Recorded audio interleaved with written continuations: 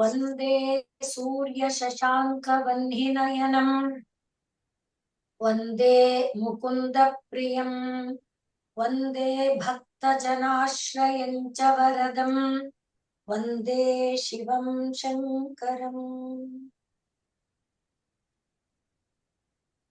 ಭವಾನಿ ಶಂಕರೌ ವಂದೇ ಶ್ರದ್ಧಾ ವಿಶ್ವಾಸರೂಪಿಣೌ ಯಾಭ್ಯಾಂ ವಿನಾ ನ ಪಶ್ಯಂತಿ ಸಿದ್ಧಾ ಸ್ವಾಂತಸ್ಥಮೀಶ್ವರಂ. ಕರ್ಪೂರ ಗೌರಂ ಕರುಣಾವತಾರಂ ಸಂಸಾರ ಸಾರಂ ಭುಜಗೇಂದ್ರಹಾರಂ ಸದಾ ವಸಂತಂ ಹೃದಯಾರವಿಂದೇ ಭವಂ ಭವಾನಿ ಸಹಿತಂ ನಮಾಮಿ. 32 ಶ್ಲೋಕ ನಾವು 38ಕ್ಕೆ ಪ್ರವೇಶ ಮಾಡಬೇಕು. 37ರಲ್ಲಿ ಸಮುದ್ರ ಮಥನವನ್ನ ಮಾಡಿದಾಗ ಪಡೆದಂತ ಚಂದ್ರ, ಹಾಗೆ ಕಲ್ಪವೃಕ್ಷ, ಕಾಮಧೇನು, ಈ ಎಲ್ಲಾನು ಕೂಡ ನಮ್ಮ ಪಾಲಿಗೆ ಪರಮಾತ್ಮನೇ ಆಗಿದ್ದಾನೆ. ನಾವು ನಮ್ಮ ಒಂದು ಜ್ಞಾನ ಎಂಬ ಸಮುದ್ರದ ಒಳಗಡೆ ಅಥವಾ ವಿದ್ಯೆ ಎನ್ನುವ ಸಮುದ್ರದ ಒಳಗಡೆ ನಮ್ಮ ಒಂದು ಮನಸ್ಸಿನ ಒಂದು ಭಾವಗಳನ್ನೆಲ್ಲ ಇಟ್ಟುಕೊಂಡು ದೃಢ ಭಕ್ತಿ ಎನ್ನುವ ಹಗ್ಗವನ್ನ ಹಾಕಿ ಮಂಥನ ಮಾಡಿ ಪಡಿಬೇಕಾದಂತ ಒಂದು ಪರಮ ಫಲ ಏನಪ್ಪಾ ಅಂದ್ರೆ, ಅದು ಸಮುದ್ರ ಮಥನದಲ್ಲಿ ಬಂದಿದ್ದು ಚಂದ್ರ ಇರ್ಬೋದು, ಕಲ್ಪವೃಕ್ಷ ಇರ್ಬೋದು, ಏನಿರ್ಬೋದು, ಆ ಎಲ್ಲವೂ ನಮ್ಮ ಪಾಲಿಗೆ ನಿತ್ಯಾನಂದದಾಯಕವಾದಂತ ಅಮೃತ, ಅದು ಪರಮಾತ್ಮನೇ. ಆದ್ರಿಂದ ಪರಮಾತ್ಮ ಅನ್ನುವುದೇ ಎಲ್ಲಕ್ಕೆ ಸಮಾನವಾದದ್ದು. ಆದ್ರಿಂದ ಜೀವನದಲ್ಲಿ ಏನೇನನ್ನು ನಾವು ಬಯಸುವಂಥದ್ದಲ್ಲ, ಪರಮಾತ್ಮನನ್ನೇ ಬಯಸಬೇಕು. ಪರಮಾತ್ಮನನ್ನ ಬಯಸಿದಾಗ ಮನಃಶಾಂತಿಯಾಗ್ಲಿ, ಇಹಲೋಕದ ಸುಖವಾಗ್ಲಿ, ಪರಲೋಕದ ಸುಖವಾಗ್ಲಿ, ಹಾಗೆ ಪರಮ ಸುಖ ಅಂತ ಅನ್ನಿಸಿಕೊಳ್ಳುವಂತ ಮೋಕ್ಷವಾಗ್ಲಿ, ಎಲ್ಲವೂ ಕೂಡ ಪರಮಾತ್ಮನೊಬ್ಬನಿಂದನೇ ದೊರಕುತ್ತೆ. ಆದ್ರಿಂದ ನಾವು ಈ ನಮ್ಮ ಅನುಭವದ ಜ್ಞಾನದ ಒಂದು ಸಮುದ್ರದ ಒಳಗಡೆ ನಮ್ಮ ಮನಸ್ಸನ್ನ ಸೇರಿಸಿ ಮಥನ ಮಾಡುವಾಗ, ಭಕ್ತಿ ಎನ್ನುವ ಹಗ್ಗವನ್ನ ಕಟ್ಟಿ ಮಥನ ಮಾಡಿದಾಗ ಪಡಿಬೇಕಾದ್ದೇನಪ್ಪಾ ಅಂದ್ರೆ ಪರಮಾತ್ಮನನ್ನೇ ಅನ್ನುವ ಒಂದು ತತ್ವವನ್ನ ಮನನ ಮಾಡಿಕೊಂಡು ಈಗ ಶ್ಲೋಕ 38. ಪ್ರಾಕ್ ಪುಣ್ಯಾಚಲ ಮಾರ್ಗದರ್ಶಿತ ಸುಧಾಮೂರ್ತಿ ಪ್ರಾಕ್ ಪುಣ್ಯಾಚಲ ಮಾರ್ಗದರ್ಶಿತ ಸುಧಾಮೂರ್ತಿ ಪ್ರಸನ್ನ ಶಿವ ಸೋಮ ಸದ್ಗುಣ ಸೇವಿತೋ ಮೃಗಧರಃ ಪ್ರಸನ್ನ ಶಿವ ಸೋಮ ಸದ್ಗುಣ ಸೇವಿತೋ ಮೃಗಧರಃ ಪೂರ್ಣಸ್ತಮೋ ಮೋಚಕಃ ಚೇತಃ ಪುಷ್ಕರಲಕ್ಷಿತೋ ಭವತಿ ಚೇತಃ ಪುಷ್ಕರಲಕ್ಷಿತೋ ಭವತಿ ಚೇತ್ ಆನಂದಪಾಥೋ ನಿಧಿಃ ಚೇತ್ ಆನಂದಪಾಥೋ ನಿಧಿಃ ಪ್ರಾಗಲ್ಭ್ಯೇನ ವಿಜೃಂಭತೆ ಪ್ರಾಗಲ್ಭ್ಯೇನ ವಿಜೃಂಭತೆ ಸುಮನಸಾಂ ವೃತ್ತಿಸ್ತದಾ ಜಾಯತೆ ಸುಮನಸಾಂ ವೃತ್ತಿಸ್ತದಾ ಜಾಯತೆ. ಇಲ್ಲಿ ಚಂದ್ರನ ಉದಯವನ್ನ ಹೇಳುವಂತೆ ಹೇಳ್ತಾ ಪರಮಾತ್ಮನನ್ನ ನಾವು ಹೊಂದಬೇಕು ಅಂದಾಗ ನಮ್ಮ ಒಂದು ಮನದಲ್ಲಿ ಉಂಟಾಗುವಂತ ಇದು ಪರಿಣಾಮಗಳೇನು, ಮತ್ತೆ ಆ ಪರಮಾತ್ಮ ಅಂದ್ರೆ ಅವನ ಸ್ವರೂಪ ಏನು ಅನ್ನೋದನ್ನ ಹೇಳ್ತಾ ಇದ್ದಾರೆ. ಪ್ರಾಕ್ ಪುಣ್ಯಾಚಲ ಅಂತ ಒಂದೇ ಪದ ಮಾಡ್ಕೊಂಡ್ರೆ, ಪ್ರಾಕ್ ಅಂದ್ರೆ ಪೂರ್ವ, ಪುಣ್ಯ ಪೂರ್ವ ಎನ್ನುವುದು ಪೂರ್ವ ಎನ್ನುವುದು ಒಂದು ಬೆಟ್ಟ, ಪೂರ್ವಾಚಲ ಮತ್ತೆ ಅಸ್ತಾಚಲ, ಉದಯಾಚಲ, ಅಸ್ತಾಚಲ ಅಂತ ಕರೀತಾರೆ. ಹಾಗೆ ಆದ್ರಿಂದ ಆ ಪ್ರಾಕ್ ಪುಣ್ಯ ಅಚಲ, ಪೂರ್ವ ದಿಕ್ಕಿನಲ್ಲಿ ಇರುವಂತ ಉದಯ ಅಚಲ, ಉದಯ ಬೆಟ್ಟ ಏನಿದೆ ಅಲ್ಲಿ ಚಂದ್ರ ಉದಯಿಸ್ತಾ ಇದ್ದಾನೆ. ಅವನು ಮಾರ್ಗದರ್ಶಿತ ಸುಧಾಮೂರ್ತಿ, ಸುಧಾ ಅಮೃತದ ಕಿರಣಗಳನ್ನ ಹೊಂದಿರುವಂತ ಚಂದ್ರ ಅವನು ಹೇಗಿದ್ದಾನೆ ಅಂದ್ರೆ ಪ್ರಸನ್ನ, ಅವನೇ ಪರಮಾತ್ಮ. ಅಂದ್ರೆ ನಾವು ಭಕ್ತಿಯಿಂದ ಸಾಧನೆ ಮಾಡಿದ್ದಕ್ಕೆ, ಭಕ್ತಿಗೆ ನಮಗೆ ಫಲ ಯಾವುದು ಅಂದ್ರೆ ಪರಮಾತ್ಮನೇ.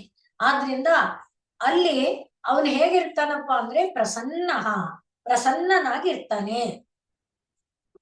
ಶಿವ ಮಂಗಳದಾಯಕನಾಗಿರ್ತಾನೆ, ಮತ್ತೆ ಜ್ಞಾನದಾಯಕನಾಗಿರ್ತಾನೆ, ಶಾಂತಿದಾಯಕನಾಗಿರ್ತಾನೆ. ಯಾವಾಗಲೂ ಕೂಡ ತಾನು ಪ್ರಮಥ ಗಣಗಳಿಂದ ಸೇವಿಸಲ್ಪಡುವವನಾಗಿರ್ತಾನೆ. ಚಂದ್ರನಿಗೆ ಅನ್ವಯ ಆಗುವಂತದಾದ್ರೆ ಅವನಿಗೆ ನಕ್ಷತ್ರಗಳ ಸಮೂಹ ಸೇವೆ ಮಾಡ್ತಾ ಇರುತ್ತೆ. ಮತ್ತೆ ಮೃಗಧರ, ಚಂದ್ರನಲ್ಲೂ ಮೃಗ ಇದ್ದಾನೆ, ಶಿವನ ಕೈಯಲ್ಲೂ ಕೂಡ ಮೃಗ ಇದ್ದಾನೆ, ಶಿವನು ಕೈಯಲ್ಲಿ ಮೃಗವನ್ನ ಹಿಡಿದಿದ್ದಾನೆ. ಹೀಗೆ ಇದ್ದಂತ ಅವನು ಪರಿಪೂರ್ಣ ಚಂದ್ರ. ಯಾರು ಆಕಾಶದಲ್ಲಿ ಪೂರ್ವಾಚಲದಲ್ಲಿ ಉದಯಿಸಿದವನು ಪರಮಾತ್ಮ ಪರಿಪೂರ್ಣ ಅವನು ಕೂಡ.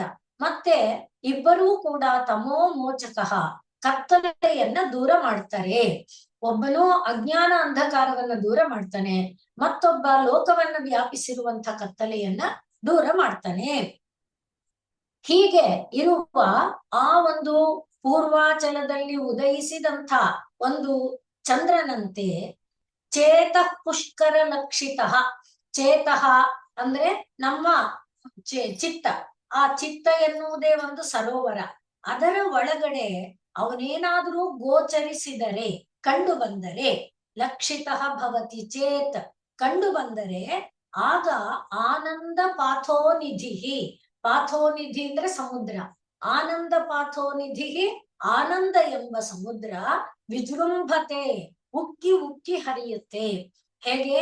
ಪ್ರಾಗಲ್ಭ್ಯೇನ, ಪ್ರಗಲ್ಭವಾಗಿ ಅಂದ್ರೆ ಎತ್ತರೆತ್ತರದ ಅಲೆಗಳು ಬರ್ತಾ ಅದು ಉಬ್ಬರವನ್ನ ಹೊಂದುತ್ತೆ, ಜೋರಾಗಿ ಅದು ವಿಜೃಂಭಿಸುತ್ತೆ. ಮತ್ತೆ ತದಾ ಆಗ ಏನಾಗತ್ತೆ? ಸುಮನಸಾಂ ವೃತ್ತಿ ಜಾಯತೆ. ಸುಮನಸಾಂ ಅಂದ್ರೆ ದೇವತೆಗಳ ಅಥವಾ ಶುದ್ಧವಾದ ಮನಸ್ಸು. ಶುದ್ಧವಾದ ಮನಸ್ಸು ಅಂದ್ರೆ ಚಿತ್ತ ಪ್ರಸಾದ, ಚಿತ್ತ ಪ್ರಸನ್ನತೆ. ಚಿತ್ತ ಪ್ರಸನ್ನತೆ ಎನ್ನುವುದು ಹೇಗೆ ಉಂಟಾಗುತ್ತೆ? ನಮಗೆ ಪತಂಜಲಿಗಳು ಹೇಳ್ಕೊಟ್ಟಿದ್ದಾರೆ ಹೇಗೆ ಚಿತ್ತವನ್ನ ನಾವು ನಿಯಮನ ಮಾಡ್ಬೇಕು. ಯೋಗಶ್ಚಿತ್ತವೃತ್ತಿ ನಿರೋಧ ಅಂತ ಹೇಳ್ತಾ, ಚಿತ್ತದಲ್ಲಿ ಒಂದು ಪ್ರಸನ್ನತೆಯನ್ನ ತಂದುಕೊಳ್ಳುವುದಕ್ಕೆ ಸಾಧನ ಏನು? ಆದ್ರಿಂದ ಆ ಸುಮನಸಾಂ ಅಂದಾಗ ಮನಸ್ಸಿನಲ್ಲಿ ಪ್ರಶಾಂತತೆಯನ್ನ ತಂದುಕೊಂಡಿರುವಂಥವರು, ಮನಸ್ಸಿನಲ್ಲಿ ಕುಣಿತಗಳು ಇಲ್ಲದಂತೆ ಇರುವವರು, ಅವರ ನಡೆ ನಮಗೂ ಕೂಡ ಉಂಟಾಗುತ್ತೆ. ಅವರಿಗೆ ದೊರೆತಂತ ಫಲ ನಮಗೂ ಕೂಡ ದೊರಕುತ್ತೆ. ಮೊದಲಿಗೆ ಏನು? ಪೂರ್ವ ದಿಕ್ಕಿನಲ್ಲಿ ಚಂದ್ರನ ಉದಯ ಆಯ್ತು. ಆ ಚಂದ್ರನ ಉದಯ ಅಂದಾಗ ಅವನು ಸುಧಾಮೂರ್ತಿ. ಅವನನ್ನ ಸುಧಾ ಕಿರಣ, ಅಮೃತ ಕಿರಣ ಇತ್ಯಾದಿಯಾಗೆಲ್ಲ ಕರೀತಾರೆ. ಹಾಗೆ ಅವನು ಉದಯಿಸಿದ್ರೆ ಏನಾಗುತ್ತೆ? ನಮಗೆ ಯಾರು ಆ ಉದಯಿಸುತ್ತಿರುವ ಚಂದ್ರನನ್ನ ನೋಡ್ತಾರೆ, ಅವರ ಮನಸ್ಸು ಪ್ರಸನ್ನವಾಗುತ್ತೆ. ಲೋಕದಲ್ಲಿ ಒಂದು ಮಂಗಳಕರವಾದಂತ ಭಾವ ಉಂಟಾಗುತ್ತೆ. ಹಾಗೆ ಅವನಿಗೆ ಆಕಾಶದ ತುಂಬಾ ನಕ್ಷತ್ರಗಳು ಸೇವೆ ಮಾಡ್ತಾ ಇರ್ತಾರೆ. ಅವನೊಳಗೆ ಮೃಗ ಇದೆ, ಅದು ಜಿಂಕೆ ಆಗ್ಬಹುದು ಅಥವಾ ಮೊಲ ಆಗ್ಬಹುದು, ಎರಡೂ ಹೇಳ್ತಾರೆ. ಆದ್ರಿಂದ ಆ ಒಳಗೆ ಇದೆ. ಮತ್ತೆ ಅವನು ಪೂರ್ಣನಾಗಿದ್ದಾನೆ. ಪೂರ್ಣನಾಗಿ ಏನ್ ಮಾಡ್ತಾನೆ?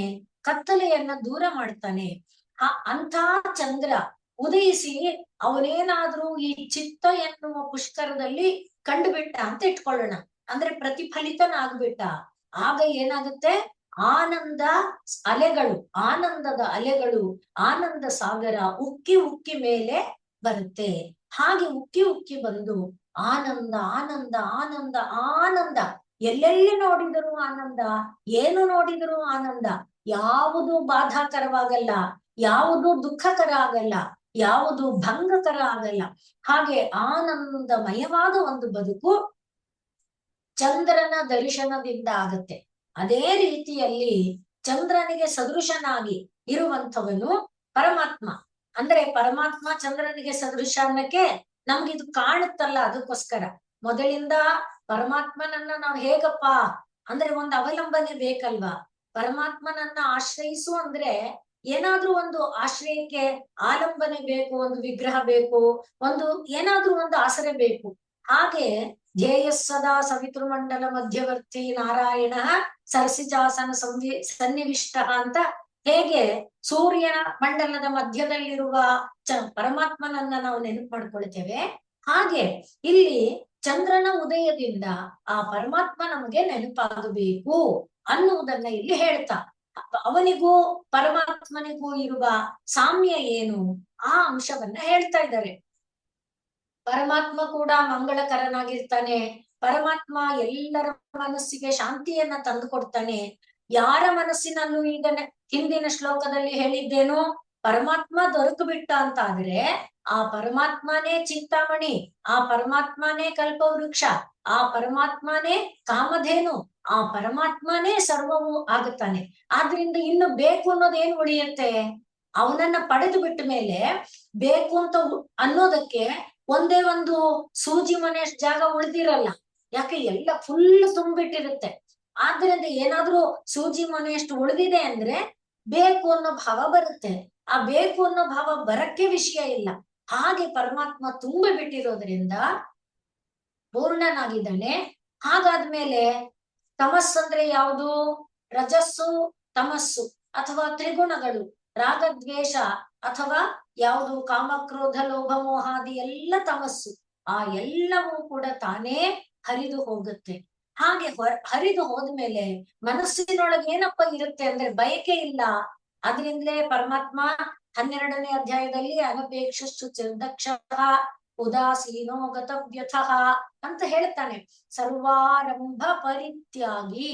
ಬಯಕೆ ಇದ್ರೆ ಕೆಲಸ ಅಂತ ಶುರು ಮಾಡೋದು, ಬಯಕೆನೇ ಇಲ್ಲದೆ ಇದ್ರೆ ಕೆಲಸ ಮಾಡೋದೇನು ಅಂದ್ರೆ ನನಗೇನೋ ಕಾಫಿ ಕುಡಿಬೇಕು ಅನ್ನೋದು ಬಂದ್ರೆ ನಾನು ಮೇಲೆ ಹೇಳ್ಬೇಕು, ಫಿಲ್ಟರ್ ಅಲ್ಲಿ ಡಿಕಾಕ್ಷನ್ ಇದೆಯಾ ನೋಡ್ಬೇಕು, ಇಲ್ಲ ಅಂದ್ರೆ ಡಿಕಾಕ್ಷನ್ ಹಾಕೊಳಕ್ ಬೇಜಾರು ಅಂದ್ರೆ ಯಾವ್ದಾದ್ರು ಸ್ಯಾಚೆಟ್ ಇದೆಯಾ ನೋಡ್ಬೇಕು, ಇಲ್ಲ ಅಂದ್ರೆ ನೀರ್ ಕಾಯ್ಸಕ್ಕಿಟ್ಟು ಎಲ್ಲ ಮಾಡ್ಬೇಕು ತಾನೆ.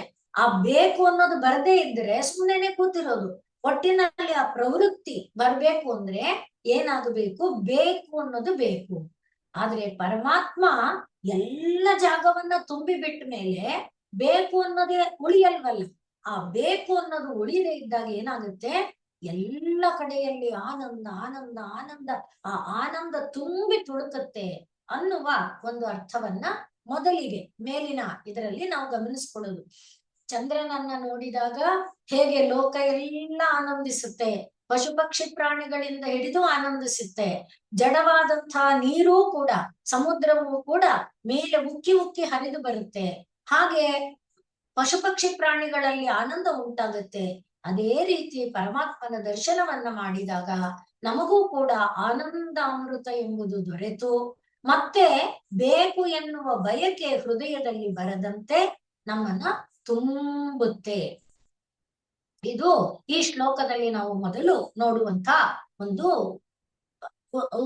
ಅರ್ಥ.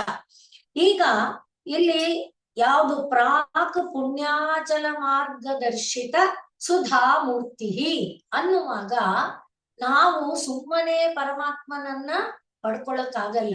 ಆದ್ರಿಂದಲೇ ಎಷ್ಟೋ ಜನ್ಮಗಳ ಪುಣ್ಯ ಇದ್ದಾಗ ಮಾತ್ರ ಭವೇ ಅಂದ್ರೆ ಪರಮಾತ್ಮನಲ್ಲಿ ಭವೇ ಭಕ್ತಿ ಜಾಯತೆ, ಪರಮಾತ್ಮನಲ್ಲಿ ಭಕ್ತಿ ಉಂಟಾಗಬೇಕಾದ್ರೆ ಎಷ್ಟೋ ಜನ್ಮಗಳ ಪುಣ್ಯ ಇರಬೇಕು ಅಂತ ಹೇಳ್ತಾರೆ ಶಾಸ್ತ್ರಗಳು. ಆದ್ರಿಂದ ಅನೇಕ ಜನ್ಮಗಳ ಪುಣ್ಯ ರಾಶಿ.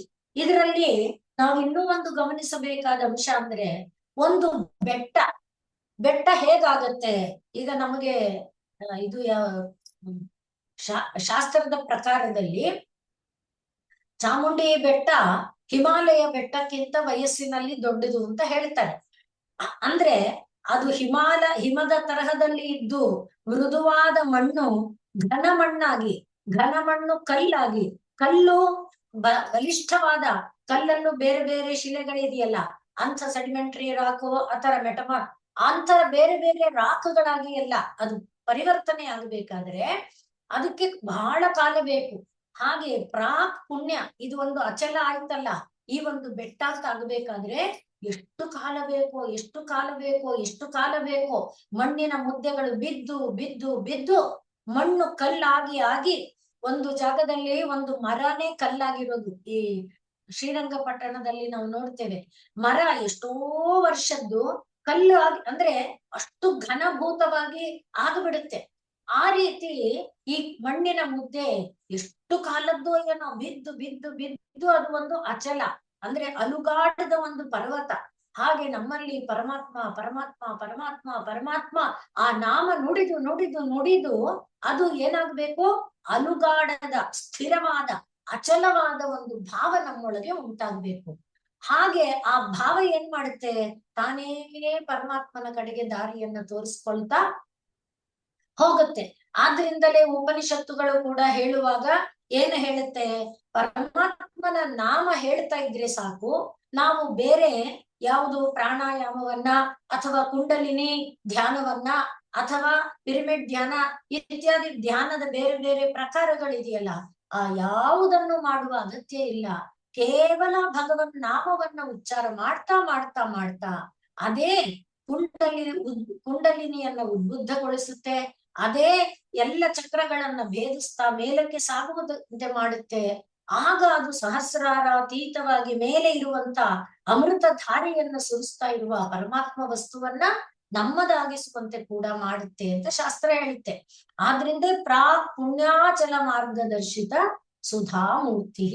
ಸುಧಾ ಮೂರ್ತಿ ಅಂದಾಗ ಒಂದು ಮೂರ್ತಿ ಅಂದ್ರೆ ಅದು ಒಂದು ಆಕಾರ ತಳೆಯುವಾಗ, ಅಂದ್ರೆ ಈಗ ಒಂದು ಎಳ್ಳು ಆಕಾರ ತಳೀತು, ಒಂದು ಕಡಲೆಕಾಯಿ ಬೀಜ, ಒಂದು ತೆಂಗಿನಕಾಯಿ, ಯಾವುದೇ ಒಂದು ಆಕಾರ ತಳಿಬೇಕಾದ್ರೆ ಅಣು ಅಣು ಅಣು ಅಣು ಸೇರುತ್ತೆ ಮೊದಲು.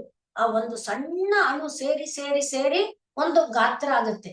ಹಾಗೆ ಗಾತ್ರ ಆದ್ಮೇಲೆ ಅಲ್ಲೇನಿರುತ್ತೆ, ಅದೇ ತತ್ವ ಎಲ್ಲಾ ಕಡೆ ಇರುತ್ತೆ. ಅದೇ ತತ್ವ ಅಂದ್ರೆ ಈಗ ಎಳ್ಳಾದ್ರೆ ಎಳ್ಳಿನ ತತ್ವನೇ ಆ ಎಳ್ಳಿನ ಆಮೂಲಾಗ್ರದಲ್ಲಿ ಇರುತ್ತೆ. ಒಂದು ಕಾಯಿ ಆದ್ರೆ ಆ ತೆಂಗಿನಕಾಯಿನ ತತ್ವನೇ ಎಲ್ಲದರ ಒಳಗೆ ಇರುತ್ತೆ.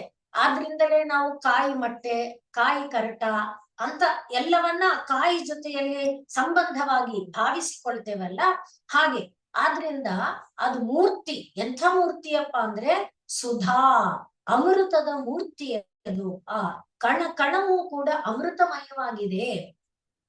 ಈ ಒಂದು ಮಾತನ್ನ ಹೇಳುವಾಗ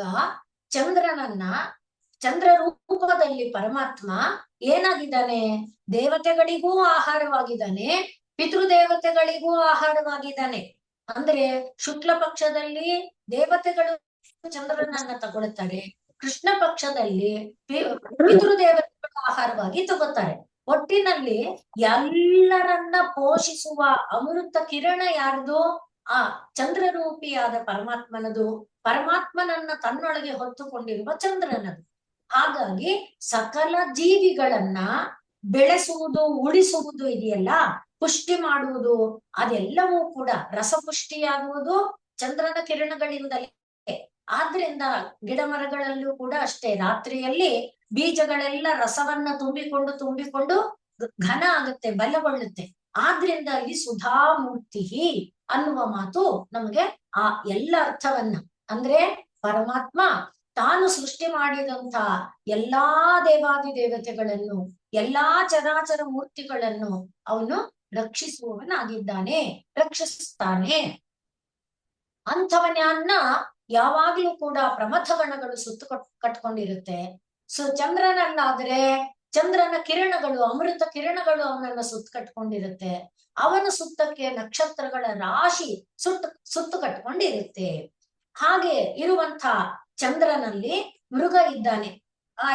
ಅಲ್ಲಿ ಚಂದ್ರನಲ್ಲಿರುವಂತ ಜಿಂಕೆಗೆ ಸಂಬಂಧಪಟ್ಟ ಒಂದು ಇದಕ್ಕಿಂತನೂ ಕೂಡ ಮೊಲ, ಚಂದ್ರನಲ್ಲಿ ಮೊಲವಾಗಿ ಅವನನ್ನ ಶಶಾಂಕ, ಶಶಧರ ಆತರ ಎಂಬುದಾಗೆ ಕರೀತಾರೆ. ಹಾಗೆ ಅದನ್ನ ನಾವು ನೋಡಿದಾಗ ಅವನೊಳಗೆ ಒಂದು ಚಂದ್ರ ಕಾಣ್ತಾನಲ್ಲ, ಆ ಚಂದ್ರನಿಗೆ ಸಂಬಂಧಪಟ್ಟ ಒಂದು ಕಥೆಯನ್ನ ಬಹಳ ಹಿಂದೆ ಹೇಳ್ಕೊಂಡಿದ್ವಿ. ಮರ್ತೋಗಿದ್ರೆ ನೆನಪಿಸ್ಕೊಡೋದಕ್ಕೆ ಮತ್ತೊಮ್ಮೆ ಹೇಳ್ತೀನಿ. ಅದಕ್ಕೆ ಮುಂಚೆ ಪರಮಾತ್ಮ ಎಲ್ಲರನ್ನೂ ಕಾಪಿಡುವವನಾಗಿದ್ದಾನೆ ಅನ್ನುವಾಗ ಯಾರೊಬ್ಬರನ್ನು ಬಿಡೋನಲ್ಲ. ಎಲ್ಲರಿಗೂ, ಚರಾಚರಾದಿಗಳಿಗೂ, ದೇವಾದಿ ದೇವತೆಗಳಿಗೂ, ಪಿತೃದೇವತೆಗಳಿಗೂ ಎಲ್ಲರಿಗೂ ಕೂಡ ತನ್ನ ಅಮೃತ, ಅದಕ್ಕೆ ಅವನು ಮಾರ್ಗದರ್ಶಿತ ಸುಧಾಮೂರ್ತಿ, ಹೆಜ್ಜೆ ಹೆಜ್ಜೆಯಲ್ಲಿ ಅವನು ಅಮೃತವನ್ನ ತುಂಬಿಕೊಡುವವನು. ಪ್ರತಿಯೊಂದು ಜೀವಕ್ಕೂ ಕೂಡ ಅದು ಆರೋಗ್ಯವಾಗಿ, ಸಮೃದ್ಧವಾಗಿ, ಶಾಂತವಾಗಿ ಇರುವಂತ ಒಂದು ಇದನ್ನ ತಂದು ಕೊಡುವಂಥವನು ಚಂದ್ರ ಹೇಗೋ ಹಾಗೆ ಪರಮಾತ್ಮ. ಅದಕ್ಕೆ ನಾವು ಮೊದಲು ಹೇಳಿಕೊಂಡಿದ್ದೇನು, ಧ್ಯೇಯ ಸದಾ ಸವಿತೃಮಂಡಲ ಮಧ್ಯವರ್ತಿ ಹಾರಿ ಇವನು ಶಂಖ ಚಕ್ರಧಾರಿ ಆಗಿರುವಂತ ಸರಸಿಜಾಸನ ಸನ್ನಿವಿಷ್ಟ, ಆ ಕಮಲದ ಒಂದರ ಒಳಗೆ ಕುಳಿತಿರುವಂತ ಪರಮಾತ್ಮ ಹೇಗೆ ಸೂರ್ಯಮಂಡಲದ ಮಧ್ಯದಲ್ಲಿದ್ದಾನೋ ಹಾಗೆ ಚಂದ್ರಮಂಡಲದ ಪ್ರತಿ ಕಿರಣದ ಒಳಗೆ ಪರಮಾತ್ಮ ಇದ್ದಾನೆ, ಪರಮಾತ್ಮ ಇದ್ದಾನೆ. ಆದ್ರಿಂದ ಪರಮಾತ್ಮನನ್ನ ಆಲಂಬನವಾಗಿ ಹಿಡ್ಕೊಳ್ಳೋದಕ್ಕೆ ಸೂರ್ಯನೂ ಒಂದು ಆದರ್ಶ, ಚಂದ್ರನೂ ಒಂದು ಆದರ್ಶ. ಸೂರ್ಯನನ್ನೂ ಪರಮಾತ್ಮ ರೂಪದಿಂದ ನಾವು ಭಾವಿಸಿ ಆರಾಧಿಸಬೇಕು, ಚಂದ್ರನನ್ನೂ ಭಾವಿಸಿ ಆರಾಧಿಸಬೇಕು. ಆದ್ರಿಂದಲೇ ನೋಡಿ, ಸೂರ್ಯ ಚಂದ್ರರ ಸಮಾಗಮದ ದಿನ ಎಲ್ಲರೂ ಕೂಡ ಅದೊಂದು ಪವಿತ್ರ ದಿನ. ಕೇಳುವಾಗ ಅಮಾವಾಸ್ಯೆ ಅಂದ್ರೆ ಕೆಟ್ಟದ್ದು ಅನ್ನುವಂತೆ ಭಯ ಏನು ಪಡ್ತಾರೆ, ಆದ್ರೆ ಶಾಸ್ತ್ರದಲ್ಲಿ ಆತರ ಇಲ್ಲ. ಅದು ಸೂರ್ಯ ಮತ್ತು ಚಂದ್ರರ ಸಮಾಗಮದ ದಿನ ಆದ ಕಾರಣ ಎಲ್ಲರೂ ಕೂಡ ತರ್ಪಣಾದಿಗಳನ್ನ ಕೊಡುವವರು, ತರ್ಪಣಾದಿಗಳನ್ನ ಕೊಡುವ ಅರ್ಹತೆ ಇರುವವರು ಪ್ರತಿಯೊಬ್ಬರು ತರ್ಪಣ ಕೊಡಬೇಕು. ಹಾಗೆ ಕೊಡಕ್ಕೆ ಅರ್ಹತೆ ಇಲ್ಲ ಅಂದ್ರೆ ಕೊನೆ ಪಕ್ಷ ಒಂದು ಬೊಗಸೆ ನೀರು, 4 ಕಾಳು ಎಳ್ಳನ್ನ ಹಾಕ್ಬೇಕು, ಹೀಗೆಲ್ಲ ಶಾಸ್ತ್ರ ಇದೆ. ಇಲ್ಲ ಒಂದು ಹಿಡಿ ಹುಲ್ಲನ್ನ ತೆಗೆದು ಹಸುವಿಗೆ ತಿನ್ನಿಸ್ಬೇಕು, ಈ ತರ. ಒಟ್ಟಿನಲ್ಲಿ ಆ ತರ್ಪಣ ತೃಪ್ತಿ, ಎಲ್ಲರನ್ನ ತೃಪ್ತಿಪಡಿಸುವಂತಹ ಒಂದು ಶಕ್ತಿ ಪರಮಾತ್ಮನದು. ಅದನ್ನ ನಾವು ಪರಿಭಾವಿಸಿಕೊಳ್ಳಬೇಕು. ಹಾಗೆ ಪರಮಾತ್ಮ ಸೃಷ್ಟಿ ಮಾಡ್ಬಿಟ್ಟು ಯಾವುದನ್ನು ಹಸಿದುಕೊಂಡಿರುವಂತೆ ಬಿಡೋದಿಲ್ಲ. ಈ ಒಂದು ಮಾತು ಬಂದಾಗ ಹಿಂದೆ ಹೇಳಿದ್ದೇನೆ, ಆದ್ರೂ ಮತ್ತೆ ನೆನಪು ಮಾಡ್ಕೊಳ್ಳೋದಷ್ಟೇನೆ. ಒಂದು ದಿವಸ ಪಾರ್ವತಿ ಊಟಕ್ಕೆ ಕಾಯ್ತಾ ಇದ್ದಾಳೆ, ಬಹಳ ಹೊತ್ತಾಗಿದೆ, ಶಿವ ಬರ್ಲೇ ಇಲ್ಲ. ಕಾದು ಕಾದು ಕಾದು ಸುಸ್ತಾಗ್ತಾ ಇದೆ. ಬಹಳ ಹೊತ್ತಾದ ಮೇಲೆ ಶಿವ ಬಂದ. ಆಗ ಪಾರ್ವತಿ ಕೇಳಿದ್ಲು, ಇಷ್ಟು ತಡ ಮಾಡ್ಬಿಟ್ರೆ ಹೇಗೆ, ನಮ್ಗೆ ತುಂಬಾ ಹಸುವಾಗ್ತಾ ಇದೆ, ಇನ್ಮೇಲೆ ಈ ತರ ತಡ ಮಾಡ್ಬೇಡಿ ಅಂತ. ಆಗ ಶಿವ ಹೇಳ್ದ, ಏನಮ್ಮ ಮಾಡುದು, ಇಷ್ಟು ಕೋಟಿ ಕೋಟಿ ಜೀವಗಳಿದೆಯಲ್ಲ, ಮತ್ತೆ 14 ಭುವನಗಳಿದೆ, ಎಲ್ಲಾ ಜೀವಕ್ಕೂ ಆಹಾರ ಸಂದಿದೆಯಾ ಅಂತ ನೋಡಿ ತಾನೇ ನಾನ್ ಬರ್ಬೇಕು ಅಂತ ಹೇಳ್ದ. ಓಹೋ, ಹಾಗಾದ್ರೆ ನೀನೇ ಎಲ್ಲರಿಗೂ ಆಹಾರ ಕೊಡೋದು, ನೀನು ಕೊಡದೆ ಯಾರು ಆಹಾರ ಇಲ್ಲದೆ ಆಹಾರನ ತಗೊಳ್ದೆ ಇರೋದಿಲ್ವೋ, ಹಾಗೆಲ್ಲ ಪ್ರಶ್ನೆ ಮಾಡಿದ್ಲು. ಆಗ್ಲಿ ನೋಡೋಣ ಅನ್ನುವಂತೆ ಮಾತಾಡಿದ್ಲು. ಅವತ್ತಿಂದ ಊಟ ಆಗೋಯ್ತು. ಮಾರನೇ ದಿನ ಏನ್ ಮಾಡಿದ್ಲು ಪಾರ್ವತಿ, ತಾನು ಶಿವನಿಗಾಗಿ ಅಡಿಗೆ ಎಲ್ಲ ರೆಡಿ ಮಾಡ್ಕೊಂಡು ಊಟಕ್ಕೆ ಕಾಯ್ತಾನೆ ಇದ್ದಾಳೆ. ಅವಳು ಶಿವ ಹೋದ್ಮೇಲೆ ಏನ್ ಮಾಡಿದ್ಲು, ಒಂದು ಇರುವೆನ ತಕೊಂಡು ತನ್ನ ಮಾಂಗಲ್ಯದಲ್ಲಿ ಒಂದು ಸಂಪುಟ ತರ ಮಾಡ್ಕೊಂಡು ಒಂದು ಇರುವೆಯನ್ನ ಅದರ ಒಳಗೆ ಹಾಕೊಂಡು ಸೇರಿಸ್ಕೊಂಡು, ಹಾಗೆ ಸೇರಿಸಿಕೊಂಡು ಈಗ ಶಿವ ಬರುವುದಕ್ಕೆ ಕಾಯ್ತಾ ಇದ್ದಾಳೆ. ಬಹಳ ಹೊತ್ತಾದ ಮೇಲೆ ಮತ್ತೆ ಶಿವ ಬಂದಾಗ ಪಾರ್ವತಿ ಕೇಳಿದ್ಲು, ಇವತ್ತು ಎಲ್ಲರಿಗೂ ಊಟ ಕೊಟ್ಟು ಬಂದಾಯ್ತಾ? ಓಹೋ, ಆಯ್ತು, ಎಲ್ಲರಿಗೂ ಕೊಟ್ಟು ಬಂದಾಯ್ತಾ? ಓ, ಖಂಡಿತವಾಗಿ, ಯಾರೊಬ್ಬರನ್ನು ಬಿಟ್ಟಿಲ್ವಾ? ಇಲ್ಲ, ಯಾರನ್ನೂ ಬಿಟ್ಟಿಲ್ಲ ಅಂತ ಶಿವ ಅಷ್ಟು ದೃಢವಾಗಿ ಹೇಳಿದ್ಮೇಲೆ ಇವಳು, ನೋಡು ನಾನ್ ತೋರಿಸ್ತೀನಿ, ನೀನು ಒಬ್ಬರನ್ನ ಮಿಸ್ ಮಾಡಿದೀಯಾ ಅಂತ ಹೇಳ್ಬೇಕು ಅಂತ ತನ್ನ ಮಾಂಗಲ್ಯದಲ್ಲಿ ಸಂಪುಟ ತೆಗೆದ್ರೆ ಆ ಇರುವೆ ಬಾಯೊಳಗೊಂದು ಸಕ್ಕರೆ ಕಣ ಇದೆ. ಹಾಗೆ ಪರಮಾತ್ಮ ಪ್ರತಿಯೊಂದು ಜೀವಕ್ಕೂ ಕೂಡ ತಾನು ಊಟವನ್ನ, ಸಮೃದ್ಧಿಯನ್ನ, ಪುಷ್ಟಿಯನ್ನ, ಅಮೃತವನ್ನ ಕೊಡುವವನು ಅನ್ನುವುದನ್ನ ನೆನಪಿಸಿಕೊಳ್ತಾ, ಆದ್ರಿಂದ ಪ್ರತಿಯೊಬ್ಬರೂ ಕೂಡ ಪರಮಾತ್ಮನನ್ನ ನೆನೆಬೇಕು, ಆಶ್ರಯಿಸಿಕೊಳ್ಳಬೇಕು. ಹಾಗಿರುವಂತ ಅವನು ಮೃಗಧರ ಅನ್ನುವುದಕ್ಕೆ ಒಂದು ಹೇಳಿಕೊಂಡಿದ್ದೇನು, ಬ್ರಹ್ಮ ಸರಸ್ವತಿಯಲ್ಲಿ ತಾನು ಅಪೇಕ್ಷೆಯನ್ನ ಹೊಂದಿದಾಗ ಅವಳು ಓಡ್ಕೊಂಡು ಬಂದು ಶಿವನ ಆಶ್ರಯಕ್ಕೆ ಬಂದಾಗ, ಓಡ್ತಾ ಓಡ್ತಾ ಬಂದಿದ್ದನ್ನ ನೋಡಿ ಬ್ರಹ್ಮ ಏನ್ ಮಾಡ್ದ, ಜಿಂಕೆ ರೂಪವನ್ನ ತಳೆದು ಓಡಿ ಬಂದ. ಅವನನ್ನ ಪರಮಾತ್ಮ ತನ್ನ ಕೈಯೊಳಗೆ ಹಿಡ್ಕೊಂಡು ತನ್ನ ಕೈಯೊಳಗೆ ಧರಿಸಿದ ಅನ್ನುವ ಒಂದು ಭಾಗ ಇದೆ.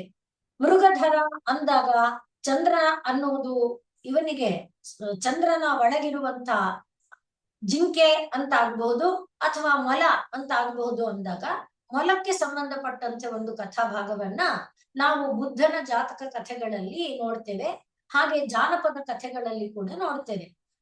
ಬುದ್ಧನ ಜಾತಕ ಕಥೆಗಳು ಅಂತ ತುಂಬಾ ಇದೆ. ಎಲ್ಲಾ ಅವತಾರನು ಬುದ್ಧ ತಳೀತಾನೆ. ಅವನು ಕೊಕ್ಕರೆ ಆಗುತ್ತಾನೆ, ಕಪ್ಪೆ ಆಗುತ್ತಾನೆ, ಮೀನಾಗುತ್ತಾನೆ. ಹಾಗೆ ಎಲ್ಲ ಅವತಾರಗಳನ್ನು ತಳೆದಿರುವಂತ ಕಥೆಗಳನ್ನ ಹೇಳ್ತಾರೆ ಬುದ್ಧನ ಜಾತಕ ಕಥೆಗಳು ಅಂತ ಹೇಳುವಾಗ. ಅದರಲ್ಲಿ ಒಂದು ಸಲ ಬುದ್ಧ ಏನಾಗಿದ್ದಾನೆ, ಮೊಲವಾಗಿ ಹುಟ್ಟಿದ್ದಾನೆ, ಮೊಲವಾಗಿ ಅವತಾರ ಮಾಡಿದ್ದಾನೆ. ಅವನು ಎಲ್ಲಾರ ಜೊತೆ ಸ್ನೇಹದಲ್ಲಿದ್ದಾನೆ, ಕಾಡಿನಲ್ಲಿ ಎಲ್ಲ ಪ್ರಾಣಿಗಳಲ್ಲಿ ಪ್ರೀತಿಯನ್ನ ತುಂಬಿಕೊಡವನಾಗಿದ್ದಾನೆ. ಹಾಗೆ ಎಲ್ಲರಿಗೂ ಸದ್ಬುದ್ಧಿಯನ್ನ ಸನ್ಮಾರ್ಗವನ್ನ ಬೋಧಿಸ್ತಾ ಇರ್ತಾನೆ. ಹಾಗೆ ಇರುವಾಗ ಒಂದು ಸಲ ಅವನು ಹೇಳ್ತಾನೆ, ಎಲ್ಲರೂ ಕೂಡ ಏಕಾದಶಿಯನ್ನ ಮಾಡ್ತಾರೆ, ನಾವು ಕೂಡ ಏಕಾದಶಿ ವ್ರತವನ್ನ ಮಾಡೋಣ, ನಿಮ್ಗೆಲ್ಲ ಸಮ್ಮತಿ ಇದೆಯಾ ಅಂತ ಕೇಳ್ತಾನೆ. ಹಾಗೆ ಆಗಬಹುದು ಅಂತ ಎಲ್ಲರೂ ಒಪ್ಕೋತಾರೆ. ನಾಳೆ ದಿವಸ ಏಕಾದಶಿ ಇದೆ, ನಾಳೆ ಯಾರು ಕೂಡ ಊಟ ಮಾಡಬಾರ್ದು ಅಂತ ಹೇಳ್ತಾನೆ. ಆಗಬಹುದು, ಆದ್ರೆ ಇವತ್ತು ನಮ್ಗೆ ಏಕಾದಶಿ ಇದೆ, ಆದ್ರಿಂದ ಯಾರ್ ಊಟ ಮಾಡದೆ ಇರ್ಬೇಕು ಅಂತ ಆ ಮೊಲ ಹೇಳ್ತು. ಮೊಲ ರೂಪದ ಬುದ್ಧ ಹೇಳ್ದ ಅಥವಾ ಮೊಲ ಹೇಳಿತು. ಎಲ್ಲರೂ ಅಂಗೀಕರಿಸಿದ್ರು. ಬೆಳಗಾದ ಮೇಲೆ ಸುಮ್ಮನೆ ಇರೋದು ಹೇಗೆ, ಕೆಲಸ ಮಾಡ್ಬೇಕು, ಕೆಲಸ ಮಾಡದೆ ಇರಕ್ಕಾಗಲ್ಲ. ಆದ್ರಿಂದ ಎಲ್ಲರೂ ತಮ್ಮ ಆಹಾರ ಸಂಗ್ರಹಣೆಗೆ ಹೋದ್ರು. ಒಂದು ನರಿ ಹೋಯ್ತು, ತಾನು ಒಂದು ಮೀನನ್ನು ಏನನ್ನ ಕಚ್ಕೊಂಡ್ ಬಂತು. ಒಂದು ತೋಳ ಹೋಯ್ತು, ಒಂದು ಮೊಸರಿನ ಕುಡಿಕೆ ತಗೊಂಡ್ ಬಂತು, ಎಲ್ಲೋ ಕದ್ಕೊಂಡ್ ಬಂತು. ಹೀಗೆ ಒಬ್ಬೊಬ್ರು, ಒಂದು ಕೋತಿ ಹೋಯ್ತು, ಒಂದು ಹಣ್ಣನ್ನ ತಗೊಂಡ್ ಬಂತು. ಎಲ್ಲರೂ ತಂದ್ರು, ಮಾತ್ರ ಯಾರು ತಿನ್ಲಿಲ್ಲ. ಯಾಕೆ ಅಂದ್ರೆ ಅವ್ನು ಹೇಳಿದ್ದಲ್ವಾ ನಿರಾಹಾರಿಗಳಾಗಿರ್ಬೇಕು ಅಂತ, ಆದ್ರಿಂದ ತಿನ್ಲಿಲ್ಲ. ಆದ್ರೆ ಎಲ್ಲರೂ ಕೂಡ ಅಪ್ಪ ಇವತ್ತಂತೂ ಹಸ್ಕೊಂಡಿರ್ತೀವಿ, ನಾಳೆ ಬೆಳಗ್ಗೆ ಎದ್ದ ತಕ್ಷಣ ತಿನ್ಬಿಡದೆ, ಯಾರಾದ್ರೂ ಇವತ್ತು ಬಂದ್ರೆ ಇದನ್ನ ದಾನ ಕೊಡ್ಬೇಕು ಅಂತ ಹೇಳಿದಾನೆ. ಬಂದ್ರೆ ಸರಿ ದಾನ ಕೊಡೋಣ, ಬರ್ಲಿಲ್ಲ ಅಂದ್ರೆ ನಾಳೆ ನಮಗೆ ಆಹಾರ ಅಂತ ಎಲ್ಲರೂ ಅದನ್ನ ಇಟ್ಕೊಂಡಿದ್ದಾರೆ. ಸಾಯಂಕಾಲ ಆಯ್ತು, ಮುಸ್ಸಂಜೆ ಹೊತ್ತಾಗ್ತಾ ಬಂತು, ಯಾರು ಬರ್ಲಿಲ್ಲ. ಎಲ್ಲರಿಗೂ ಖುಷಿಯೋ ಖುಷಿ, ಸದ್ಯ ನಾವು ತಂದಿದ್ದ ಆಹಾರ ನಮ್ಗೆ ಉಳಿಯುತ್ತೆ, ನಾಳೆ ಬೆಳಗ್ಗೆ ಎದ್ರೆ ತಿನ್ಬಹುದು ಅಂತ. ಇನ್ನೇನು ಸೂರ್ಯ ಅಸ್ತ ಆಗ್ಬೇಕು, ಸೂರ್ಯ ಅಸ್ತ ಆಗಕ್ಕೆ ಇನ್ನೊಂದು ಅರ್ಧ ಗಂಟೆ ಇರಬಹುದು. ಆ ವೇಳೆಗೆ ಯಾರೋ ಒಬ್ಬ ಬಂದು ಭಿಕ್ಷಾಂದೇಹಿ ಅಂತ ಕೂಗ್ದ. ಆಗ ಇದೆ ನರಿ ಮನೆಗೆ ಹೋದ, ಹಾಗೆ ಇದ್ರ ಮನೆಗೆ, ತೋಳದ ಮನೆಗೆ ಹೋದ, ಕೋತಿ ಮನೆಗೆ ಹೋದ, ಎಲ್ಲರ ಮನೆಗೂ ಹೋದ ಅವನು. ಎಲ್ಲರೂ ಕೂಡ ತಗೋ ಅಂತ ಹೇಳಿ ಕೊಟ್ರು, ತಾವ್ ಇಟ್ಕೊಂಡಿದ್ದನ್ನೇನೋ ಕೊಟ್ರು. ಮೊಸರಿನ ಮಡಕೆಯನ್ನ, ಮೀನನ್ನ, ಹಣ್ಣನ್ನ ಏನ್ ಸಂಗ್ರಹಿಸಿದ್ರು ಕೊಟ್ರು. ಆದ್ರೆ ಅವರ ಮನಸ್ಸಿತ್ತಲ್ವಾ, ಏನು, ಯಾರು ಬರ್ದೇ ಇದ್ರೆ ನಾಳೆ ನಮಗಾಗತ್ತೆ ಅನ್ನೋದು, ಅಯ್ಯೋ ಬಂದ್ಬಿಟ್ನಲ್ಲ ಅನ್ನೋ ಭಾವ. ಅದು ಆ ಬಂದವನಿಗೆ ಅರ್ಥ ಆಯ್ತೋ ಏನೋ, ಅವನು ನಾನು ಸ್ನಾನ ಮಾಡ್ಕೊಂಡು ಬಂದು ಇಸ್ಕೊಳ್ತೀನಿ ಅಂತ ಯಾರ ಮನೆಯಲ್ಲೂ ತಗೊಳ್ಳಿಲ್ಲ. ಅಲ್ಲಿಂದ ಸೀದಾ ಈಗ ಕೊನೆಯದಾಗಿ ಮೊಲದ ಮನೆಗೆ ಬಂದ. ಮೊಲದ ಮನೆಯಲ್ಲೂ ಕೇಳ್ದ. ಆ ವೇಳೆಗೆ ಮುಸ್ಸಂಜೆ ಆಗೋಯ್ತು, ಸೂರ್ಯಾಸ್ತ ಆಗೋಯ್ತು. ಮೊಲ ಹೇಳ್ತು, ಅರೆ ರೇ, ನನ್ನ ಹತ್ರ ನೀ ತಿನ್ನೋಂಥದ್ದು ಏನೂ ಇಲ್ವಲ್ಲಪ್ಪ, ಭಿಕ್ಷೆ ಅಂತ ಕೇಳ್ತಾ ಇದೀಯೇ, ಅಯ್ಯೋ ಎಂಥ ದುರದೃಷ್ಟವಂತ ನಾನು, ಅವರೆಲ್ಲ ಧನ್ಯರು, ಎಂಥ ಪುಣ್ಯವಂತರು, ಅವ್ರು ನೋಡು ನೀ ತಿನ್ನುವಂತ ಮೊಸರು, ಹಾಲು, ಹಣ್ಣು ಇತ್ಯಾದಿಗಳು ಸಂಗ್ರಹಿಸಿದ್ದಾರೆ, ಗೆಡ್ಡೆ ಗೆಣಸು. ನಾನು ಛೇಛೆಯೋ ಎಂಥವನು ಅಂತ ತುಂಬಾ ನೊಂದ್ಕೊಳ್ಳುತ್ತೆ, ಇಂಥ ದುರದೃಷ್ಟವಂತ ನಾನು ಅಂತ. ಕೊನೆಗೆ ಅವನು ತಾನು ಸ್ನಾನ ಮಾಡ್ಕೊಂಡು ಬರ್ತೀನಿ ಅಂತ ಎಲ್ರಿಗೂ ಹೇಳಿದಂತೆ ಮೊಲಕ್ಕೂ ಕೂಡ ಹೇಳಿ ಸ್ನಾನ ಮಾಡಕ್ ಹೋಗ್ತಾನೆ. ಆಗ ಈ ಮೊಲ ಯೋಚನೆ ಮಾಡುತ್ತೆ, ಓಹೋ, ನನ್ನ ಮಾಂಸ ಎಲ್ಲರಿಗೂ ಇಷ್ಟ, ತುಂಬಾ ಇಷ್ಟದಿಂದ ತಿಂತಾರೆ, ಇವನಿಗೂ ಕೂಡ ಅದನ್ನೇ ಕೊಟ್ಬಿಟ್ರಾಯ್ತು ಅಂತ ಯೋಚನೆ ಮಾಡಿ ಮೊಲ ಏನ್ ಮಾಡುತ್ತೆ, ಅವನು ಸ್ನಾನ ಮಾಡ್ಕೊಂಡು ಬರೋ ವೇಳೆಗೆ ಎಲ್ಲಿಂದನೋ ಒಣಗಿದ ಎಲೆಗಳು, ಹುಲ್ಲು ಎಲ್ಲ ಸಂಗ್ರಹಿಸಿರುತ್ತೆ. ಸಂಗ್ರಹಿಸಿ ಒಂದು ದೂರದಲ್ಲಿ ಉರಿತಾ ಇರುವಂತ ಒಂದು ಕಡ್ಡಿಯನ್ನು ತಂದು ಆ ಒಣಗಿದ ಎಲೆಗಳಿಗೆ ಹಾಕತ್ತೆ. ಹಾಕ್ಬಿಟ್ಟು ಇವನು ಬರ್ತಾನಲ್ಲ, ತಾನು ಆನ್ಹೀಕವನ್ನ ಮುಗಿಸಿ ಬಂದವನಿಗೆ, ತಾನು ನನ್ನ ಹತ್ರ ಬೇರೆ ಏನೂ ಇಲ್ಲ, ನಾನೇ ನಿನಗೆ ಆಹಾರ ಆಗ್ತೀನಿ, ದಯಮಾಡಿ ನೀನು ಸ್ವೀಕರಿಸಿ ನನ್ನನ್ನ ಧನ್ಯ ಮಾಡ್ಬೇಕು, ನಿರಾಕರಿಸಬೇಡ ಅಂತ ಬೇಡ್ಕೊಂಡು ದಯಮಾಡಿ ಸ್ವೀಕರಿಸು ಅಂತ ಹೇಳಿ ಅವನ ಎದುರುಗೆ ಅದು ಬೆಂಕಿಯಲ್ಲಿ ಹಾರುತ್ತೆ.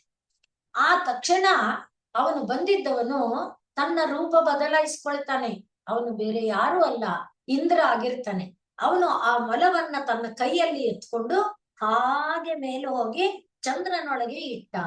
ಆದ್ರಿಂದ ಆ ಚಂದ್ರನೊಳಗೆ ಅದನ್ನ ಇಟ್ಟು ಮೊಲದ ತ್ಯಾಗ, ಅದು ನಮಗೆ ಪ್ರತಿ ಸಲ ಚಂದ್ರನನ್ನ ನೋಡಿದಾಗ ನೆನಪಿಗೆ ಬರ್ಬೇಕು. ನಿಸ್ಪೃಹವಾದ ತ್ಯಾಗ, ನಿಸ್ವಾರ್ಥವಾದ ತ್ಯಾಗ. ಅವ್ರು ತಗೊಳಲ್ಲ ಅಂದ್ರೆ ಸರಿ, ತಗೊಂಡ್ರೆ ತಗೊಳ್ದೆ ಇದ್ರೆ ಈ ರೀತಿಯಾದ ಒಂದು ದ್ವಂದ್ವಗಳಿಲ್ಲದ ನಿಸ್ಪೃಹವಾದಂತ ಒಂದು ಭಾವದ ತ್ಯಾಗದ ಸಂಕೇತ ಅಂತ ಹೇಳ್ತಾರೆ. ಸುಮ್ನೆ ಇದು ಮನಸ್ಸಿಗೆ ಭಾರ ಕಡಿಮೆ ಆಗಕ್ಕೆ. ಒಟ್ಟು ಮೃಗಧರ ಆಗಿ ಅವನು ಪೂರ್ಣನಾಗಿದ್ದಾನೆ. ಪೂರ್ಣ ಅಂದಾಗ ಹೇಳಿದ್ವಲ್ಲ, ಪ್ರತಿಯೊಂದು ಅಣು ಅಣುವು ಅವನೇ ಆಗಿದ್ದಾನೆ. ಆದ್ರಿಂದಲೇ ಏನಾಗಿದೆ, ನಮ್ಮ ಮನಸ್ಸು ಚೇತ ಅನ್ನುವುದು ಅದು ಆನಂದದ ನೆಲೆಯಾಗಿ ಬಿಟ್ಟಿದೆ. ಆ ಪೂರ್ಣ ಇಲ್ಲದೆ ಇದ್ರೆ ಆನಂದದ ನೆಲೆ ಆಗಕ್ಕಾಗಲ್ಲ. ಆದ್ರಿಂದಲೇ ಪತಂಜಲಿಗಳು ಹೇಳುವಾಗ ನಮ್ಮ ಒಳಗೆ ಬರುವಂತ ಈ ಬೇಕು ಬೇಕು ಎನ್ನುವುದನ್ನ ದಮನ ಮಾಡಿ ಶಾಂತತೆಯ ನೆಲೆಯನ್ನ, ಚಿತ್ತ ಪ್ರಸಾದವನ್ನ ನಾವು ತಂದುಕೊಳ್ಬೇಕಾದ್ರೆ ಏನ್ ಮಾಡ್ಬೇಕು? ಮೈತ್ರಿ ಕರುಣ ಮುದಿತ ಉಪೇಕ್ಷಾಣ ಪುಣ್ಯ ಪುಣ್ಯ ಇದೆಯಲ್ವಾ, ಅದರಿಂದ ಮೈತ್ರಿ ಕರುಣ ಮುದಿತ ಉಪೇಕ್ಷ ಈ ಗುಣಗಳಿದ್ರೆ ಚೇತಃ ಪ್ರಸಾದನಂ, ಮನಸ್ಸು ಪ್ರಸನ್ನವಾಗಿ ಇರುತ್ತೆ. ಅದು ಆ ರೀತಿಯಲ್ಲಿ ಈಗ ನಮಗೆ ಲಭಿಸಿದ್ದೇನೋ ಪರಮಾತ್ಮ ಲಭಿಸಿಬಿಟ್ಟಿದ್ದಾನೆ. ಆದ್ರಿಂದ ನಮಗೆ ಆನಂದ ಆನಂದ ಆನಂದ. ಈ ಆನಂದ ಇದೆಯಲ್ಲ, ಅದು ಎಂಥ ಆನಂದ ಅಂದ್ರೆ ಭಗವಂತನಲ್ಲಿ ನಾವು ಹೊಂದಿರುವ ಭಕ್ತಿ ಎಂಬ ಆನಂದ. ಭಕ್ತಿ ಎನ್ನುವುದು ಒಂದು ವೃತ್ತಿ ಅಂತ ಇದು ಶಾಸ್ತ್ರೀಯವಾದ ಪರಿಭಾಷೆಯನ್ನ ಇದಕ್ಕೆ ಹೇಳ್ತಾರೆ. ವೃತ್ತಿ ಅಂದ್ರೆ ಏನು? ವೃತ್ತಿ ಅಂದ್ರೆ ಒಂದು ಆಕಾರ ಇರುತ್ತಲ್ವಾ, ಆ ಆಕಾರವನ್ನ ಆಕ್ರಮಣ ಮಾಡ್ಕೊಳ್ಳೋದು. ಈಗ ಒಂದು ಮರ ಅಂತಿದ್ರೆ, ನಮ್ಮ ಮರ ಅಂತ ಹೇಳಿದ ಕೂಡ್ಲೆ ನಮ್ಮ ಮನಸ್ಸಿನ ಒಳಗೆ ಒಂದು ಚಿತ್ರ ಬರುತ್ತೆ. ಆ ಮರ ಮಾವಿನ ಮರ ಅಂದ ಕೂಡ್ಲೆ ಆ ರೂಪಕ್ಕೆ ಪರಿವರ್ತನೆಯಾಗುತ್ತೆ. ಹಲಸಿನ ಮರ ಅಂದ್ರೆ ಅದರ ಮನಸ್ಸಿನೊಳಗೆ ಒಂದು ಚಿತ್ರ ಬರ್ತಿದೆಯಲ್ಲ, ಅಂದ್ರೆ ಒಂದು ಆಕಾರ, ಅದೇ ವೃತ್ತಿ. ಆ ರೀತಿಯಾದ ವೃತ್ತಿ ಅದು ಇಲ್ಲೇನು ವೃತ್ತಿಯಾಗಿದೆ ಅಂತ ಕೇಳಿದ್ರೆ ಸುಮನಸಾಂ ವೃತ್ತಿ. ಸುಮನಸಾಂ ವೃತ್ತಿ ಅಂದ್ರೆ ಆ ಒಳ್ಳೆಯ ಮನಸ್ಸಿನ ವೃತ್ತಿ. ಒಳ್ಳೆಯ ಮನಸ್ಸಿನ ವೃತ್ತಿ ಅಂದ್ರೆ ಅದು ಯಾವುದು? ಭಕ್ತಿ ರಸ. ಆ ಭಕ್ತಿ ರಸವೇ ಎಲ್ಲದರ ಒಳಗೆ ನೋಡಿದ್ದು ಎಮ್ಮೆ, ನೋಡಿದ್ದು ಹಸು, ನೋಡಿದ್ದು ಕಪ್ಪೆ, ನೋಡಿದ್ದು ಮೊಲ, ನೋಡಿದ್ದು ಹುಲಿ, ನೋಡಿದ್ದು ಸಿಂಹ, ನೋಡಿದ್ದು ಹಾವು, ನೋಡಿದ್ದು ಸಜ್ಜನ, ನೋಡಿದ್ದು ಋಷಿ, ನೋಡಿದ್ದು ದರೋಡೆಕೋರ, ನೋಡಿದ್ದು ರಾಕ್ಷಸ, ನೋಡಿದ್ದು ಏನಿರ್ಲಿ ಆ ಎಲ್ಲದರ ಒಳಗೆ ಆ ವೃತ್ತಿ, ಏನು ವೃತ್ತಿ ಇದೆ? ಅದು ಭಕ್ತಿ ಎಂಬ ವೃತ್ತಿ, ಸುಮನಸಾಂ ವೃತ್ತಿ. ಆದ್ರಿಂದಲೇ ಎಲ್ಲೆಲ್ಲೂ ಕೂಡ ಅವನಿಗೆ ಏನು ಕಾಣುತ್ತೆ? ಆನಂದ ಆನಂದ ಆನಂದ. ಆದ್ರಿಂದ ಆನಂದ ಪಾಥೋ ನಿಧಿ ಪ್ರಾಗಲ್ಭ್ಯೇನ ವಿಜೃಂಭತೆ. ಏನು ನೋಡಿದ್ರು ಭಯ ಆಗಲ್ಲ, ಏನು ನೋಡಿದ್ರು ಹೇಸಿಗೆ ಆಗಲ್ಲ, ಏನು ನೋಡಿದ್ರು ಬೇಸರ ಆಗಲ್ಲ. ಇದಕ್ಕೆಲ್ಲ ನಾವು ದೃಷ್ಟಾಂತಗಳನ್ನ ಮಹಾತ್ಮರ ಕಥೆಗಳಲ್ಲಿ ನೋಡ್ತೇವೆ. ಶ್ರೀರಾಮಕೃಷ್ಣರು ಹೃದಯನಿಗೆ ತೋರಿಸಿದ ದೃಷ್ಟಾಂತ ಏನದು? ಎಲ್ಲರೂ ಊಟ ಮಾಡಿದ ಎಲೆಗಳನ್ನ ತೆಗೆದು ಹಾಕಿದ್ರೆ ಆ ರಾಶಿಯಲ್ಲಿ ಒಬ್ಬ ಕೂತಿದ್ದಾನೆ. ಆ ಎಲೆಗಳಿಗೆ ನಾಯಿ, ಹಸು ಇತ್ಯಾದಿ ಬಾಯಿ ಹಾಕಿದ್ರೆ ಅವುಗಳನ್ನ ಒಂದ್ ಪಕ್ಕಕ್ಕಿಟ್ಟು ಈ ಕಡೆ ತಾನು ತಿಂತಿದ್ದಾನೆ. ನಮ್ಗೆ ಅದನ್ನ ನೆನೆಸ್ಕೊಂಡ್ರೆ ಅಸಖ್ಯ. ಮೊದಲು ಎತ್ತಾಕಿದ ಎಲೆಗಳು, ಎರಡನೇದು ಅಲ್ಲಿರುವ ಎಂಜಲು ಪಂಜಲುಗಳು, ಇದು ಅದರ ಮಧ್ಯದಲ್ಲಿ ಬೇರೆ ಪ್ರಾಣಿಗಳು ಬೇರೆ ಬಾಯಿ ಹಾಕಿದೆ. ಆದ್ರೆ ಅವನಿಗೆ ಆ ಹೇಸಿಗೆಯ ಭಾವ ಇಲ್ಲ. ಯಾಕೆ ಅಂದ್ರೆ ಎಲ್ಲ ಶಿವಮಯ, ಎಲ್ಲ ಅಮೃತಮಯ, ಎಲ್ಲ ಆನಂದಮಯ. ಆದ್ರಿಂದಲೇ ಅಲ್ಲಿ ಚೇತ ಪುಷ್ಕರ ಲಕ್ಷಿತೋ ಭವತಿ ಚೇತ್ ಆನಂದ ಪಥೋ ನಿಧಿ ಪ್ರಾಗಲ್ಭ್ಯೇನ ವಿಜೃಂಭತೆ. ಆ ರೀತಿ ಅವನಿಗೆ ಎಲ್ಲಿ ನೋಡಿದ್ರು ಭಗವಂತ ಭಗವಂತ ಭಗವದ್ ಆನಂದ ಅಂತ ಒಂದು ಆನಂದ ವೃತ್ತಿ, ಅದು ಸುಮನಸಾಂ ವೃತ್ತಿ. ಆ ವೃತ್ತಿ ಎಂಬುದು ಉಂಟಾಗತ್ತೆ. ಇದಕ್ಕೆ ಅನೇಕ ರೀತಿಯಲ್ಲಿ ಶಾಸ್ತ್ರೀಯವಾದ ಇದನ್ನ ಹೇಳ್ತಾರೆ. ಏನಪ್ಪಾ ಅಂದ್ರೆ ಸಣ್ಣದಾಗಿ ಮಾತ್ರ ಹೇಳ್ತೇನೆ, ವಿಸ್ತಾರ ಹೇಳಿ ಭಾರ ಮಾಡಲ್ಲ. ಆನಂದ ರಸ ಅನ್ನುವುದು ಸಂಸಾರದ ಸಾರ. ಆದ್ರಿಂದ ಇಲ್ಲಿ ನಮಗೆ ಸಂಸಾರದ ಸಾರವಾಗಿ ಪರಮಾತ್ಮ, ಅದರಿಂದನೇ ದಾಸರು ಕೂಡ ಹೇಳುವಾಗ ಸಾರರಹಿತ ಸಂಸಾರದಲ್ಲಿ ಪರಸಾರ ಇದೆಂದು ನಾರಾಯಣ ಎನ್ನಿರೋ ಅಂತ ಹೇಳ್ತಾರೆ. ಹಾಗೆ ಈ ಸಂಸಾರ ಅನ್ನುವ ಒಂದು ಇದರ ಸಾರ ಏನಪ್ಪಾ ಅಂತ ಕೇಳಿದ್ರೆ ಅದು ಪರಮಾತ್ಮ. ಆದ್ರಿಂದ ಯಾಕೆ? ಆನಂದಕರತ್ವಾತ್, ಪರಮಾತ್ಮ ಆನಂದವನ್ನು ಉಂಟು ಮಾಡ್ತಾನೆ. ಸಂಸಾರ ಆನಂದವನ್ನ ಉಂಟು ಮಾಡುತ್ತೆ, ಸಂಸಾರದಲ್ಲಿರುವ ವಸ್ತು ಆನಂದ ಉಂಟು ಮಾಡುತ್ತೆ, ಸಂಸಾರದಲ್ಲಿರುವ ವ್ಯಕ್ತಿ ಆನಂದ ಉಂಟು ಮಾಡುತ್ತೆ. ಆದರೆ ಈ ಆನಂದ ಸ್ಥಿರವಾಗಿರಲ್ಲ. ಎಲ್ಲಿ? ವಸ್ತುವಿನಲ್ಲಿ, ವ್ಯಕ್ತಿಯಲ್ಲಿ ನಾವು ಪಡೆದ ಆನಂದ. ಆದರೆ ಪರಮಾತ್ಮನಲ್ಲಿ ಪಡೆದ ಆನಂದ ಸ್ಥಿರವಾಗಿ ಇರುವಂತ ಆನಂದ ಆಗತ್ತೆ. ಆದ್ರಿಂದಲೇ ಆನಂದಕರತ್ವ ಸಾಮ್ಯಾತ್, ಆನಂದ ಉಂಟು ಮಾಡುತ್ತೆ ಅನ್ನುವುದು ಶಿವನಲ್ಲಿ ಈ ಚಂದ್ರನಲ್ಲಿ ಸಮಾನವಾಗಿದೆ. ಚಂದ್ರನನ್ನ ನಾವು ಸಂಸಾರದ ಒಂದು ಪ್ರತೀಕವಾಗಿ ಭಾವಿಸಿಕೊಂಡ್ರೆ, ಕಾಡ್ತಾ ಇದ್ದಾನಲ್ಲ, ಅದರ ಅತೀತನಾಗಿದ್ದಾನಲ್ಲ ಪರಮಾತ್ಮ, ಇಬ್ಬರಲ್ಲಿರುವ ಸಾಮ್ಯದಲ್ಲಿ ಆನಂದವನ್ನ ಉಂಟು ಮಾಡೋದು ಅನ್ನೋದು ಸಮಾನವಾದ ವಿಚಾರ ಆಗುತ್ತೆ. ಆನಂದ ಅನ್ನೋದು ಯಾವುದರ ಗುಣ? ಪರಮಾತ್ಮ ಹೇಳಿದಾನೆ ಸತ್ವದ ಗುಣ. ಆದ್ರಿಂದ ಸತ್ವಪ್ರಧಾನವಾಗಿರುವುದು ಆನಂದದ ಗುಣ. ಆದ್ರಿಂದಲೇ ಪರಮಾತ್ಮ ಏನ್ ಹೇಳ್ದ? ಸತ್ವ ಸುಖ ಸಂಗೇನ ಬದ್ಧನಾತಿ ಅಂತ ಹೇಳ್ದ. ಆದ್ರಿಂದ ಆ ಸತ್ವನೂ ಬಿಡ್ಬೇಕು ತಾನೆ. ಅಂಥ ಒಂದು ನೆಲೆ ಅದು ಯಾವ್ದಪ್ಪ ಅಂದ್ರೆ, ಇಲ್ಲಿ ಮೇಲೆ ಹೇಳಿದ್ರಲ್ಲ ಸುಧಾಮೂರ್ತಿ, ಈ ಮಾರ್ಗದರ್ಶಿತ ಸುಧಾಮೂರ್ತಿ. ಆದ್ರಿಂದಲೇ ಮಂತ್ರ ಹೇಳುವಾಗ ಶಿವತಮೋ ರಸಃ ಆಪೋಹಿಷ್ಠಾಮಯೋ ಭುವಸ್ಥಾನ ಊರ್ಜೆ ದಧಾತನ ಮಹೇರಣಾಯ ಚಕ್ಷಸೆ, ಅಲ್ಲಿ ಯೋವ ಶಿವತಮೋ ರಸಃ. ರಸ ಎಂಬುದು ಶಿವತಮ ಅಂದ್ರೆ ಅತ್ಯಂತ, ಅದನ್ನ ಮೀರಿ ಇನ್ನೊಂದಿಲ್ಲ.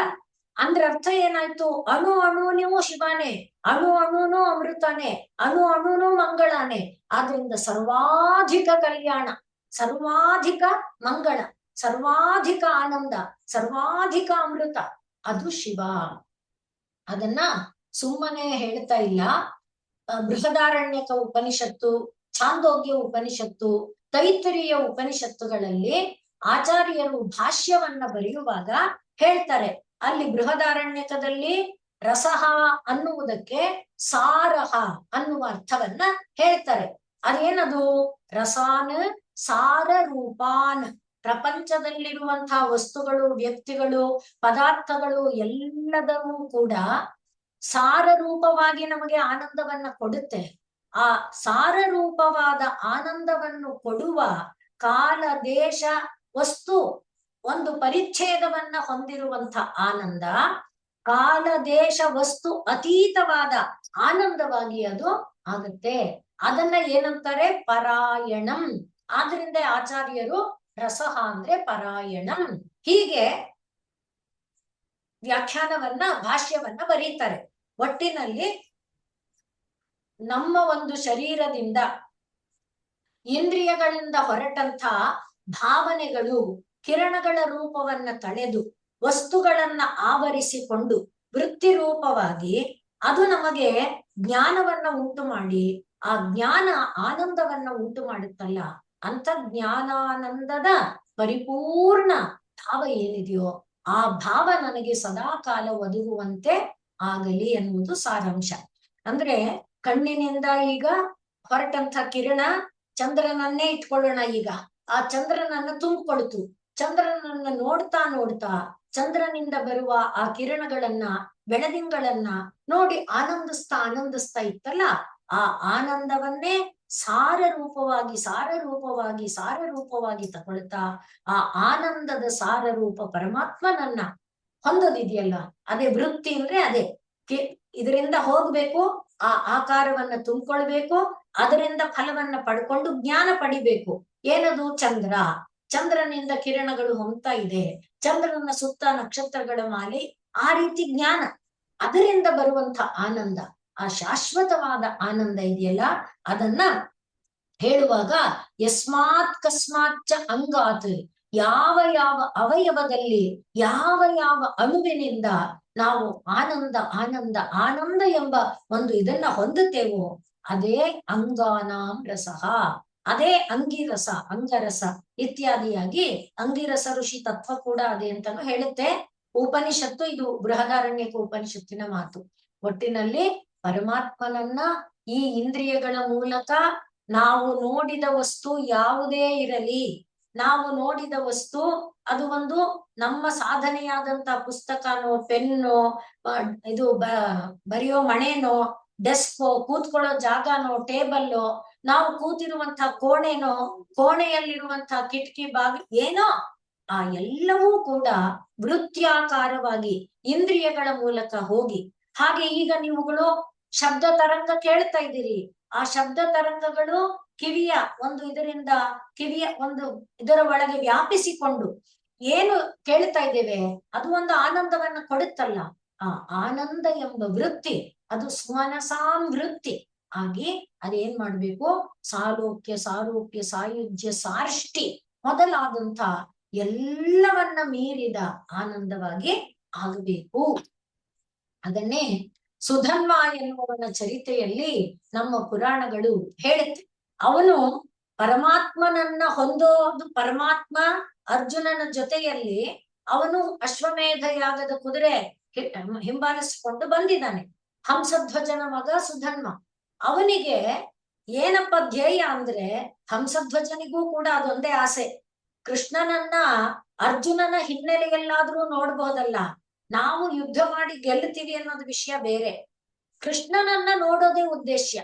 ಆದ್ರಿಂದ ರಣರಂಗದಲ್ಲಿ ಎದುರಿಸದೆ ಹೋದ್ರೆ ಸಿಕ್ಕಲ್ಲ ಅವರು, ನಾವು ಬಿಟ್ಬಿಟ್ರೆ ಹೊಟ್ಟೋಗ್ತಾರೆ ಮುಂದಕ್ಕೆ.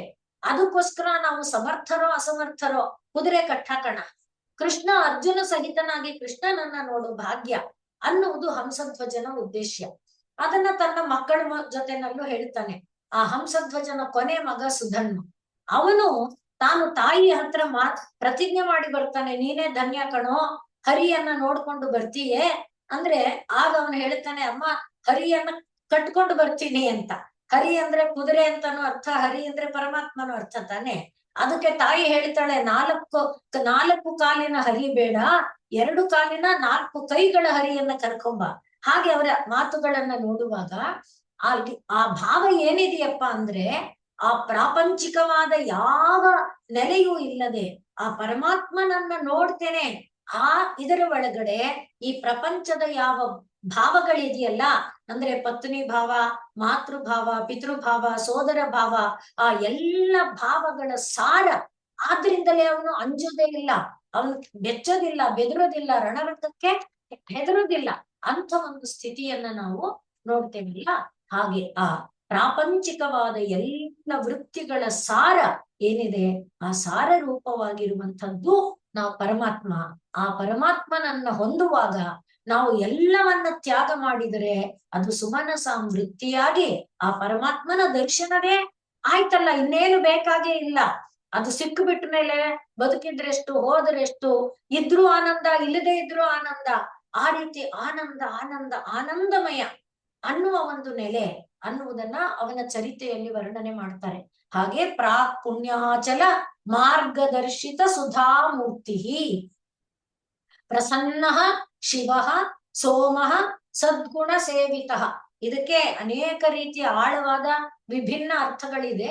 ನಾವು ಚಿಕ್ಕದಾಗಿ ಇಷ್ಟ ಅರ್ಥ ಮಾಡ್ಕೊಂಡ್ರೆ ಸಾಕು ಅಂತ ನಾನು ಸಂಗ್ರಹವಾಗಿ ಹೇಳಿರುವುದು. ಆದ್ರಿಂದ ಪರಮಾತ್ಮನನ್ನ ಅಣು ಅಣುವಿನಲ್ಲಿ ನಮ್ಮ ಜ್ಞಾನೇಂದ್ರಿಯಗಳ ಮೂಲಕ ಪಡೆದುಕೊಂಡು, ನೋಡುವ ಕಣ್ಣಿಂದ, ಕೇಳುವ ಕಿವಿಯಿಂದ, ಆಸ್ವಾದಿಸುವ ನಾಲಿಗೆಯಿಂದ, ಗಂಧವನ್ನ ಅಘ್ರಾಣಿಸುವ ಮೂಗಿನಿಂದ ಆ ಪರಮಾತ್ಮನನ್ನ ಪಡೆದು ಅದರ ಸಾರಸ್ಯ ಸದೈಕ ಭೂಮ, ಆ ಸಾರದ ಯಾವಾಗಲೂ ಘನೀಭೂತವಾದ ನೆಲೆ ಆಗಿರುವ ಸುಧಾಮೂರ್ತಿ, ಪ್ರಸನ್ನ ಮೂರ್ತಿ, ಆ ಪೂರ್ಣ ತಮೋಮೋಚಕ ನಮ್ಮ ಅಜ್ಞಾನ ವೃತ್ತಿಗಳನ್ನೆಲ್ಲ ನಿವಾರಣೆ ಮಾಡಿ ಆನಂದಾಮೃತ ವೃತ್ತಿಯನ್ನ ಪ್ರಗಲ್ಭವಾಗಿ ಬೆಳಗುವಂತೆ ಮಾಡುವಂತ ಆ ಪರಮಾತ್ಮನ ಸಾನ್ನಿಧ್ಯ ಸಾಕು ನಮಗೆ, ಅದು ಬೇಕು ನಮಗೆ, ಅದು ಸಾಕು ನಮಗೆ. ಪ್ರಾಪಂಚಿಕವಾದದ್ದು ಯಾವುದಿದ್ರೂ ಇಲ್ಲದೆ ಇದ್ರೂ ತೊಂದರೆ ಇಲ್ಲ. ಮತ್ತೆ ತದತೀತವಾದಂತ ಲೋಕಗಳ ಫಲ, ಅದರ ಮೀರಿದಂತ ಸಾಲೋಕ್ಯ ಸಾರೂಪ್ಯ ಫಲ ಯಾವುದೂ ಇಲ್ಲ. ಪರಮಾತ್ಮ ಒಬ್ಬ ಎನ್ನುವ ವೃತ್ತಿ ಘನವಾಗಬೇಕು ಅನ್ನುವುದನ್ನ ಹೇಳ್ತಾ, ನಾರದ ಭಕ್ತಿ ಸೂತ್ರದಲ್ಲಿ ಹೇಳಿರುವಂತೆ ಎಲ್ಲಬ್ಧ್ವಾ ನಾಪರಲ್ಲಾಭಂ, ಯಾವುದನ್ನ ಪಡೆದ ಮೇಲೆ ಇನ್ನೊಂದು ಲಾಭವನ್ನ ಇಷ್ಟಪಡೋದಿಲ್ವೋ ಅಂಥ ಪರಿಪೂರ್ಣ ತತ್ವ ನಮ್ಮದಾಗಬೇಕು ಅನ್ನುವ ತತ್ವವನ್ನ ಇಲ್ಲಿ ಹೇಳ್ತಾ ಇದ್ದಾರೆ. ಆಗ ನಮಗೆ ಸುಮನಸಾಮೃತಿ ಜಾಯತೆ ಅಂದ್ರೆ ಒಳ್ಳೆ ಮನಸ್ಸು. ಈಗ ಹೇಳಿದ್ವಲ್ಲ, ಚೇತ ಪ್ರಸನ್ನ, ಚೇತ ಪ್ರಸಾದ ಹೊಂದಿದವರು ಏನನ್ನ ಹೊಂದುತ್ತಾರೆ? ಸುಧನ್ವನಂತೆ ಅವನೇ ಅವನೇ ಅವನೇ ಅವನೇ, ಆ ರೀತಿ ಅವನನ್ನೇ ಹೊಂದುವಂತ ಒಂದು ಭಾವ. ಆದ್ರಿಂದ ಅವನು ಎಲ್ಲಿದ್ರು ಹೇಗಿದ್ರು, ಆದ್ರಿಂದಲೇ ಭಕ್ತರು ಹೇಳ್ತಾರೆ, ನೀನ್ ಎಷ್ಟು ಅವತಾರ ಮಾಡ್ತೀಯೋ ಮಾಡು, ನೀನ್ ಅವತಾರ ಮಾಡ್ದಾಗೆಲ್ಲ ನಮ್ಮನ್ನು ಕರ್ಕೊಂಬ. ನೀನ್ ಅವತಾರ ಮಾಡಿದ ಜಾಗದಲ್ಲಿ, ಓಡಾಡುವ ಜಾಗದಲ್ಲಿ ಹುಲ್ಲಾಗಿ ಕಲ್ಲಾಗಿ ಮಣ್ಣಾಗಿ ಒಣಗಿದೆಯೇ ಹೇಗಾದ್ರೂ ನಮ್ನ ಇರಿಸು, ಆದ್ರೆ ನಾವು ನಿನ್ ಜೊತೆಲಿ ಇರ್ಬೇಕು, ನಾವು ನಿನ್ ಜೊತೆಲಿ ಇರ್ಬೇಕು ಅಷ್ಟೇ, ನಮ್ಗೆ ಇನ್ನೇನು ಬೇಡ. ಯಾವಾಗೂ ನಾವು ನಮ್ಮ ಈ ಇಂದ್ರಿಯ ವೃತ್ತಿ ನಿನ್ನ ವೃತ್ತಿಯಾಗೇ ಇರ್ಬೇಕು. ನಾನು ನೋಡಿದ್ದು ಕುಂಬಳಕಾಯಿ ವೃತ್ತಿಯಿಂದ, ಇಂದ್ರಿಯದ ವೃತ್ತಿಯಲ್ಲೇ ಅದು ಕುಂಬಳಕಾಯಿ, ಜ್ಞಾನ ಕುಂಬಳಕಾಯಿ ಹೇಳ್ತಿದೆ, ಆದ್ರೆ ನನಗದು ಪರಮಾತ್ಮ ವೃತ್ತಿಯಾಗಿ ಭಾಸ ಆಗ್ಬೇಕು, ಅನುಭೂತಿಗೆ ಬರಬೇಕು, ಆ ರೀತಿ ಅದು ಆನಂದದಾಯಕ ಆಗ್ಬೇಕು. ಹಾಗೆ ಕಂಡಿದ್ದಾಗ್ಲಿ ಕೇಳಿದ್ದಾಗ್ಲಿ ಏನು ಆ ಎಲ್ಲ, ಆದ್ರಿಂದ ನಮ್ಗೆ ಜನ್ಮ ಬೇಡ ಅಂತ ನಾವ್ ಹೇಳಲ್ಲ, ಮುಕ್ತಿ ಬೇಕು ಅಂತ ನಾವ್ ಹೇಳಲ್ಲ, ಯಾವಾಗ್ಲೂ ನೀನಿರ್ಬೇಕು, ನಿನ್ನ ಜೊತೆಯಲ್ಲಿ ನಾವಿರ್ಬೇಕು ಅಷ್ಟೇ. ಅಂತ ಒಂದು ಭಾವ ಸುಮನಸಾಂ ವೃತ್ತಿ ಅಂದ್ರೆ ಅದು. ಆ ಸುಮನಸಾಂ ವೃತ್ತಿ ತದಾ ಜಾಯತೆ.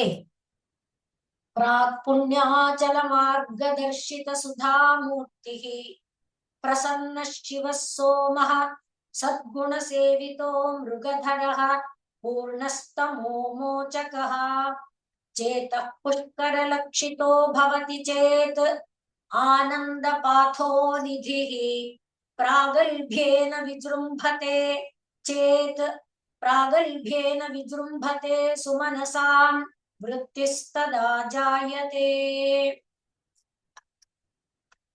ಈಗ ಧರ್ಮೋ ಮೇ ಚತುರಂಘ್ರಿಕಃ ಸುಚರಿತಃ ಪಾಪಂ ವಿನಾಶಂಗತಂ.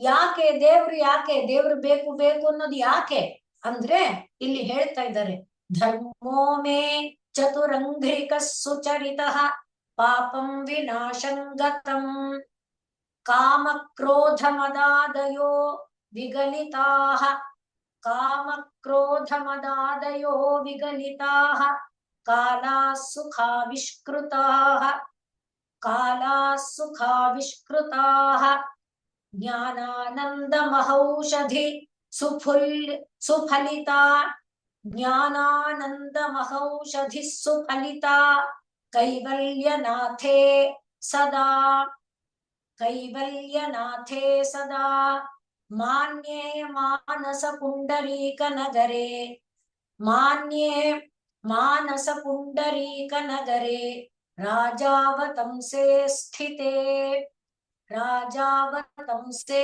ಸ್ಥಿತೆ.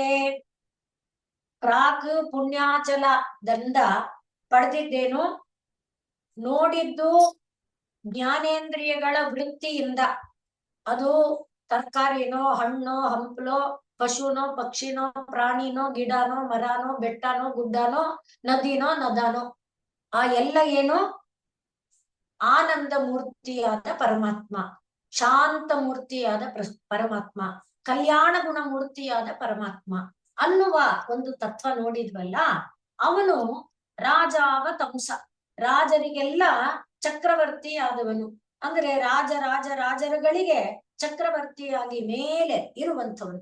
ಅವನು ಮಾನಸ ಪುಂಡರೀಕ ನಗರೆ, ಪುಂಡರೀಕ ಅನ್ನುವುದು ಒಂದು ನಗರ, ನಾವು ಕೇಳಿದ್ದೇವೆ, ಪುಂಡರೀಕ ನಗರವಂತೆ ಭೀಷ್ಮಕ ರಾಜನ ಕುವರಿಯಂತೆ, ಆತರ ಹಾಡು. ಹಾಗೆ ಮತ್ತೆ ಪಂಡರಪುರ ವಾಸ ಇದಾನಲ್ಲ, ಅವನು ಪುಂಡರೀಕ. ಹಾಗೆ ಆ ಪುಂಡರೀಕ ನಗರದಲ್ಲಿ, ಯಾವುದು ಪುಂಡರೀಕ ಅಂದ್ರೆ ಕಮಲ, ಮಾನಸ ಪುಂಡರೀಕ ನಗರೆ ಮನಸ್ಸೆಂಬ ಕಮಲ ಇರುವಂತ ನಗರ. ಆ ನಗರದೊಳಗೆ ಯಾರಿದ್ದಾನೆ? ರಾಜ ಇದ್ದಾನೆ. ಎಂಥ ರಾಜ ಅವನು? ರಾಜರಿಗೆಲ್ಲ ಕಿರೀಟ ಪ್ರಾಯನಾದವನು. ಅವತಂಸ ಅಂದ್ರೆ ಕಿರೀಟ ಪ್ರಾಯ, ಶ್ರೇಷ್ಠ, ಆ ಆಭರಣ ಅಂತ ಅರ್ಥ ಅವತಂಸ. ಆದ್ರಿಂದ ರಾಜನಿಗೆಲ್ಲ ಆಭರಣ ಪ್ರಾಯನಾಗಿ, ಕಿರೀಟ ಪ್ರಾಯನಾಗಿ ಇರುವಂಥವನು ಇದ್ದಾನೆ. ಎಲ್ಲಿದ್ದಾನೆ? ಮಾನಸ ಪುಂಡರೀಕದಲ್ಲಿ ಇದ್ದಾನೆ. ಅವನ್ ಯಾರವನು? ಅವನ ಹೆಸರೇನು ಅಂದ್ರೆ ಕೈವಲ್ಯನಾಥ. ಕೈವಲ್ಯನಾಥ ಅಂದ್ರೆ ಕೇವಲ ಭಾವ, ಕೇವಲ ಭಾವ, ಬೇರೆ ಏನು ಇಲ್ಲ. ಶ್ರೀರಾಮಕೃಷ್ಣರು ಹೇಳ್ತಾರಲ್ಲ, ಈರುಳ್ಳಿ ತೆಗಿತಾ ತೆಗಿತಾ ತೆಗಿತಾ ಏನು ಇಲ್ಲ. ಆ ಕೈವಲ್ಯನಾಥ ಅಂದ್ರೆ ಮೇಲೆ ನಾವೇನು ಹೇಳಿದ್ವಿ ಹಿಂದಿನ ಶ್ಲೋಕದಲ್ಲಿ, ಅವನೇ ಕಲ್ಪತರು, ಅವನೇ ಕಾಮಧೇನು, ಅವನೇ ಚಿಂತಾಮಣಿ, ಅವನೇ ಅಂತ ಎಲ್ಲ ಹೇಳಿದ್ವಿ. ಆ ಎಲ್ಲ ಭಾವದಲ್ಲಿ ನಂತರದಲ್ಲಿ ಏನ್ ನೋಡಿದ್ವಿ? ಅಮೃತ ಅಮೃತ ಅಮೃತ, ಆನಂದ ಆನಂದ ಆನಂದ ನೋಡಿದ್ವಿ. ಈಗ ಆ ಎಲ್ಲ ಮಾಯ ಆಗೋಗಿದೆ. ಎಲ್ಲ ಏನಾಗ್ ಕಾಣ್ತಿದೆ? ಎಲ್ಲ ಪರಮಾತ್ಮ ಆಗಿ ಕಾಣ್ತಾ ಇದೆ. ಅಂದ್ರೆ ನೋಡಿದ ಪದಾರ್ಥವೆಲ್ಲ ಅಮೃತಮಯವಾದಂಥ ಪರಮಾತ್ಮ ಸ್ವರೂಪದಲ್ಲಿ ಇದೆ. ಆದ್ರಿಂದ ಕೇವಲ ನೋಡಿದ್ದೆಲ್ಲ ದೇವರೇ, ಆ ನೋಡಿದ್ದೆಲ್ಲ ಪರಮಾತ್ಮನೇ. ಆ ಭಾವದಲ್ಲಿ ಕೈವಲ್ಯನಾಥೇ, ಕೈವಲ್ಯನಾಥ ಎನ್ನುವವನು ಏನಾಗಿದ್ದಾನೆ? ಮಾನಸ ಪುಂಡರೀಕ ನಗರೇ ರಾಜಾವತಂಸೆ ಸ್ಥಿತೆ. ರಾಜಶ್ರೇಷ್ಠನು ಇದನಲ್ವಾ, ಅವನಿದ್ದಾಗ ಏನೇನು ಫಲ ಸಿಕ್ಕತ್ತೆ? ಯಾಕೆ ನಾವು ಅವನನ್ನ ಆಶ್ರಯಿಸಿದ್ದೇವೆ? ಈಗ ತಾನೇ ಹೇಳಿದ್ರಿ ಫಲ ಕೇಳಬಾರ್ದು, ಫಲ ಎಲ್ಲ ಹೊಟ್ಟೋಗಿದೆ, ಬೇಕು ಅನ್ನೋದೆಲ್ಲ ಅಳಿಸೋಗಿದೆ. ಇದು ನಾವು ಬೇಕು ಅನ್ನೋದಲ್ಲ, ತಾನಾಗಿ ತಾನು ಒದಗುವಂಥದ್ದು. ಅದನ್ನ ಹೇಳ್ತಾ ಇದ್ದಾರೆ. ಪರಮಾತ್ಮ ಎನ್ನುವವನು ಕೇವಲ ಭಾವದಲ್ಲಿ ಈ ಮನಸ್ಸೆಂಬ ಪುಂಡರೀಕ ನಗರದೊಳಗೆ ನೆಲೆಸಿಬಿಟ್ಟ ಅಂದ್ರೆ, ಸಿಂಹಾಸನಾಧೀಶನಾಗ್ಬಿಟ್ಟ ಅಂದ್ರೆ ಆಗ ಏನಾಗುತ್ತೆ? ನಾನು ಆಚರಿಸುವ ಧರ್ಮ ಇದೆಯಲ್ಲ, ಅದು 4 ಪಾದಗಳಿಂದ ಕೂಡಿ ಪೂರ್ಣ ಆಗತ್ತೆ. 4 ಧರ್ಮೋಮೇ ಚತುರಂಘ್ರಿಕ, ಅಂಘ್ರಿ ಅಂದ್ರೆ ಪಾದ, 4 ಪಾದಗಳೊಡಗೂಡಿದ ಧರ್ಮ ಆಗತ್ತೆ. ಹಾಗೆ ಉತ್ತಮವಾದ ನಡೆ ಆಗತ್ತೆ. ಧರ್ಮ ಇದೆ ಅಂದ್ರೆ ನನ್ನ ನಡೆ ಆದರ್ಶಪ್ರಾಯವಾದ ನಡೆಯಾಗತ್ತೆ. ಆದ್ರಿಂದಲೇ ಯಾನ್ಯಸ್ಮಾಕಗಂ ಸುಚರಿತಾನಿ ತಾನಿ ತ್ವಯೋಪಾಸ್ಯಾನಿ. ಆದ್ರಿಂದ ಸುಚರಿತ ನಮ್ಮಲ್ಲಿ ಯಾಕೆ ಅಂದ್ರೆ, ಅದನ್ನೇ ಸುಚರಿತ ಅನ್ನುವಾಗ ಇವನು ಕಪಿಲ ದೇವಹೂತಿಗೆ ಹೇಳುವಾಗ್ಲೂ ಹೇಳ್ತಾನೆ, ಯಾರಿಗೆ ಎಲ್ಲವೂ ಭಗವನ್ಮಯವಾಗಿ, ಯಾರು ಮಾತಾಡಿದರೆ ಭಗವತ್ ಸಂಬದ್ಧವಾದ ಮಾತಾಡ್ತಾರೋ ಅವರು ಸುಚರಿತರು ಅಂತ. ಅವರು ಸಜ್ಜನರು. ಸತ್ ಅಂದ್ರೆ ಪರಮಾತ್ಮ. ಆ ಪರಮಾತ್ಮ ಸಂಬದ್ಧವಾದ ಮಾತು ಎಲ್ಲಿದೆಯೋ ಅದು ಸತ್ ಜನ. ಪರಮಾತ್ಮ ಸಂಬದ್ಧವಾದ ನಡೆ ಎಲ್ಲಿದೆಯೋ ಅದು ಸತ್ ಜನ. ಹಾಗೆ ಪರಮಾತ್ಮ ಅನ್ನುವ ಕೇಂದ್ರದಿಂದ ಎಲ್ಲ ಇದೆಯಲ್ಲ ವೃತ್ತಿ, ಅದು. ಆದ್ದರಿಂದ ಇಲ್ಲಿ ಸುಚರಿತ, ಯಾರು ಪರಮಾತ್ಮನನ್ನ ಮಾನಸ ಪುಂಡರೀಕ ನಗರದಲ್ಲಿ ಚಕ್ರವರ್ತಿಯಾಗಿ ಸ್ಥಾಪನೆ ಮಾಡ್ಕೊಂಡ್ಬಿಟ್ಟಿದಾನೋ ಅವನೇನಾಗಿರ್ತಾನೆ? ಸುಚರಿತ, ಉತ್ತಮ ಚರಿತನಾಗಿ ಆಗ್ತಾನೆ. ಆಗೇನಾಗಿರುತ್ತೆ? ಮೇಲೆ ಹೇಳಿದ್ವಲ್ಲ, ಪಾಪಕ್ಕೆ ಪ್ರೇರಕವಾದಂತಹ ಕಾಮಕ್ರೋಧ ಲೋಭ ಮೋಹಾದಿಗಳು ಅವೆಲ್ಲವೂ ಕೂಡ ಮೈತ್ರಿ ಕರುಣ ಮುದಿತ ಉಪೇಕ್ಷಾಣಂ ಪುಣ್ಯ ಹೇತು ಇದೆಯಲ್ವಾ, ಅವುಗಳ ಅದರಿಂದ ಚೇತ ಪ್ರಸಾದತ, ಆ ಚೇತ ಪ್ರಸನ್ನತೆ ಉಂಟಾದಾಗ ಬೇಕು ಅನ್ನುವ ಭಾವ ಅಳಿಸಿ ಹೋದ್ಮೇಲೆ ಪಾಪ ಪ್ರೇರಣೆ ಎಲ್ಲಿದೆ? ಕಾಮಕ್ರೋಧ ಎರಡಿದ್ರೆ ಅನಿಚ್ಛನ್ನಪಿ ವಾರ್ಷ್ಣೇಯ ಅಂತ ಹೇಳಿದಾನಲ್ವಾ, ಅದೇ ಕಾಮ ಏಷ ಕ್ರೋಧ ಏಷ, ನಮ್ಮನ್ನ ಪಾಪಕ್ಕೆ ಪ್ರೇರಣೆ ಮಾಡುದು. ಅದಿಲ್ವೇ ಇಲ್ಲ ಈಗ. ಅಲ್ಲಿ ಆ ಜಾಗ ಎಲ್ಲ ಯಾರು ತುಂಬಿಕೊಂಡಿದ್ದಾರೆ? ಪರಮಾತ್ಮ ತುಂಬಿಕೊಂಡಿದ್ದಾನೆ. ಆದ್ರಿಂದ ಪಾಪಂ ವಿನಾಶಂಕತಂ, ಪಾಪ ದೂರ ಹೊಟ್ಟೋಯ್ತು. ಪಾಪದ ಸ್ಪರ್ಶನೇ ಇಲ್ಲ, ಪಾಪದ ಲೇಪನೇ ಇಲ್ಲ. ಇನ್ನು ಕಾಮ ಕ್ರೋಧ ಮದಾದಯ, ಕಾಮ ಕ್ರೋಧ ಮದ ಇವೆಲ್ಲ ಎಣ್ಣೆ ಹಚ್ಚಿದ ಶರೀರ. ಶ್ರೀರಾಮಕೃಷ್ಣರು ಇದೆಲ್ಲ ದೃಷ್ಟಾಂತ ಕೊಡ್ತಾರೆ. ಅದ್ರ ಮೇಲೆ ಏನ್ ಹಾಕಿದ್ರು ಜಾರ್ಕೊಂಡು ಹೊಟ್ಟೋಗುತ್ತೆ ಅಲ್ವಾ, ಹಾಗೆ ಎಲ್ಲ ಹೊರಟೋಯ್ತು. ಯಾವುದು ಎಣ್ಣೆ? ಪರಮಾತ್ಮ ನಾಮ ಎನ್ನುವ ಎಣ್ಣೆ, ಪರಮಾತ್ಮ ಭಕ್ತಿ ಎಂಬ ಎಣ್ಣೆ. ಅದ್ ಹಚ್ಚಿರೋದ್ರಿಂದ ಯಾವುದು ಇಲ್ಲಿ ಅಂಟ್ಕೊಳ್ಳಲ್ಲ, ಜಾರ್ಕೊಂಡು ಹೊಟ್ಟೋಗ್ತಾ ಇರುತ್ತೆ. ವಿಗಲಿತಾಹ. ಇನ್ನು ಕಾಲಹ ಸುಖಾವಿಷ್ಕೃತಃ, ಕಾಲಹ ಸುಖಾವಿಷ್ಕೃತಃ, ಕಾಲ ಸುಖಮಯವಾಗಿದೆ. ಅದು ಹೇಗೆ ಸದಾ ಸುಖಮಯ ಇರಕ್ಕಾಗತ್ತೆ? ದುಃಖ ಇದ್ದೇ ಇರುತ್ತೆ, ಆದ್ರೆ ದುಃಖವು ಬಾಧಾಕರವಾಗದೆ ಇರುತ್ತೆ. ರಾತ್ರಿ ಬಂತು, ಕತ್ತಲೆ ಬಂತು, ಅದು ಆದ್ರೂ ಸುಖನೇ. ಬೆಳಗಾಯ್ತು ಆದ್ರೂ ಸುಖನೇ. ಮಧ್ಯಾಹ್ನ ರಣ ಬಿಸಿಲು ಆದ್ರೂ ಸುಖನೇ. ಹಾಗೆ ಸುಖ ಆವಿಷ್ಕೃತ, ಸುಖದೊಡಗೂಡಿ ಕಾಲ ಅನ್ನುವುದು ಇರುತ್ತೆ. ಅದು ಭೂತದಲ್ಲಿರ್ಲಿ, ವರ್ತಮಾನದಲ್ಲಿರ್ಲಿ, ಭವಿಷ್ಯದಲ್ಲಿರ್ಲಿ, ಪಾತಾಳದಲ್ಲಿರ್ಲಿ, ಮಧ್ಯಲೋಕದಲ್ಲಿರ್ಲಿ, ದೇವಾದಿ ಲೋಕದಲ್ಲಿರ್ಲಿ, ಎಲ್ಲೆದ್ರೂ ಕೂಡ ಸುಖಮಯವಾಗಿ ಅದು ಇರುತ್ತೆ. ಮತ್ತೆ ಜ್ಞಾನಾನಂದ ಎನ್ನುವ ದೊಡ್ಡ ಮರ, ಔಷಧಿ, ಅದು ದೊಡ್ಡ ಮರ. ಅದರಲ್ಲಿ ಫಲಗಳು ತುಂಬಿ ತುಳುಕ್ತಾ ಇದೆ. ಜ್ಞಾನ ಅನ್ನುವ ಫಲ, ಆನಂದ ಅನ್ನುವ ಫಲ, ಅಥವಾ ಜ್ಞಾನಾನಂದ ಅನ್ನುವ ಫಲ, ಅದು ತುಂಬಿ ತುಳುಕಿ ಬಾಗಿ ಜಗ್ಗುತ್ತಾ ಇದೆ. ಅದ್ ಯಾವ್ದದು? ದೊಡ್ಡದಾದಂತಹ ಒಂದು ಮರ.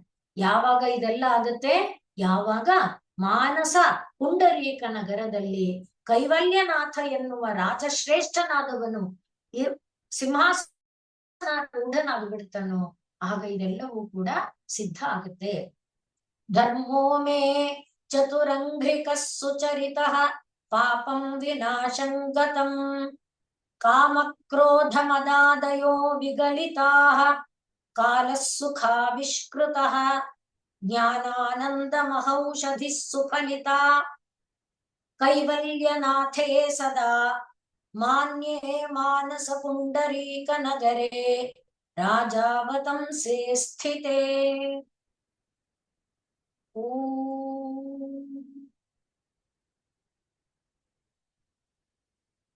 पूर्णमदः पूर्णमिदं पूर्णात् पूर्णमुदच्यते पूर्णस्य पूर्णमादाय पूर्णमेवावशिष्यते. ॐ शान्तिः शान्तिः शान्तिः. सर्वे भवन्तु सुखिनः, सर्वे सन्तु निरामयाः, सर्वे भद्राणि पश्यन्तु, मा कश्चित् दुःखभाग् भवेत्. हरिः ॐ तत्सत्. श्रीरामकृष्णार्पणमस्तु.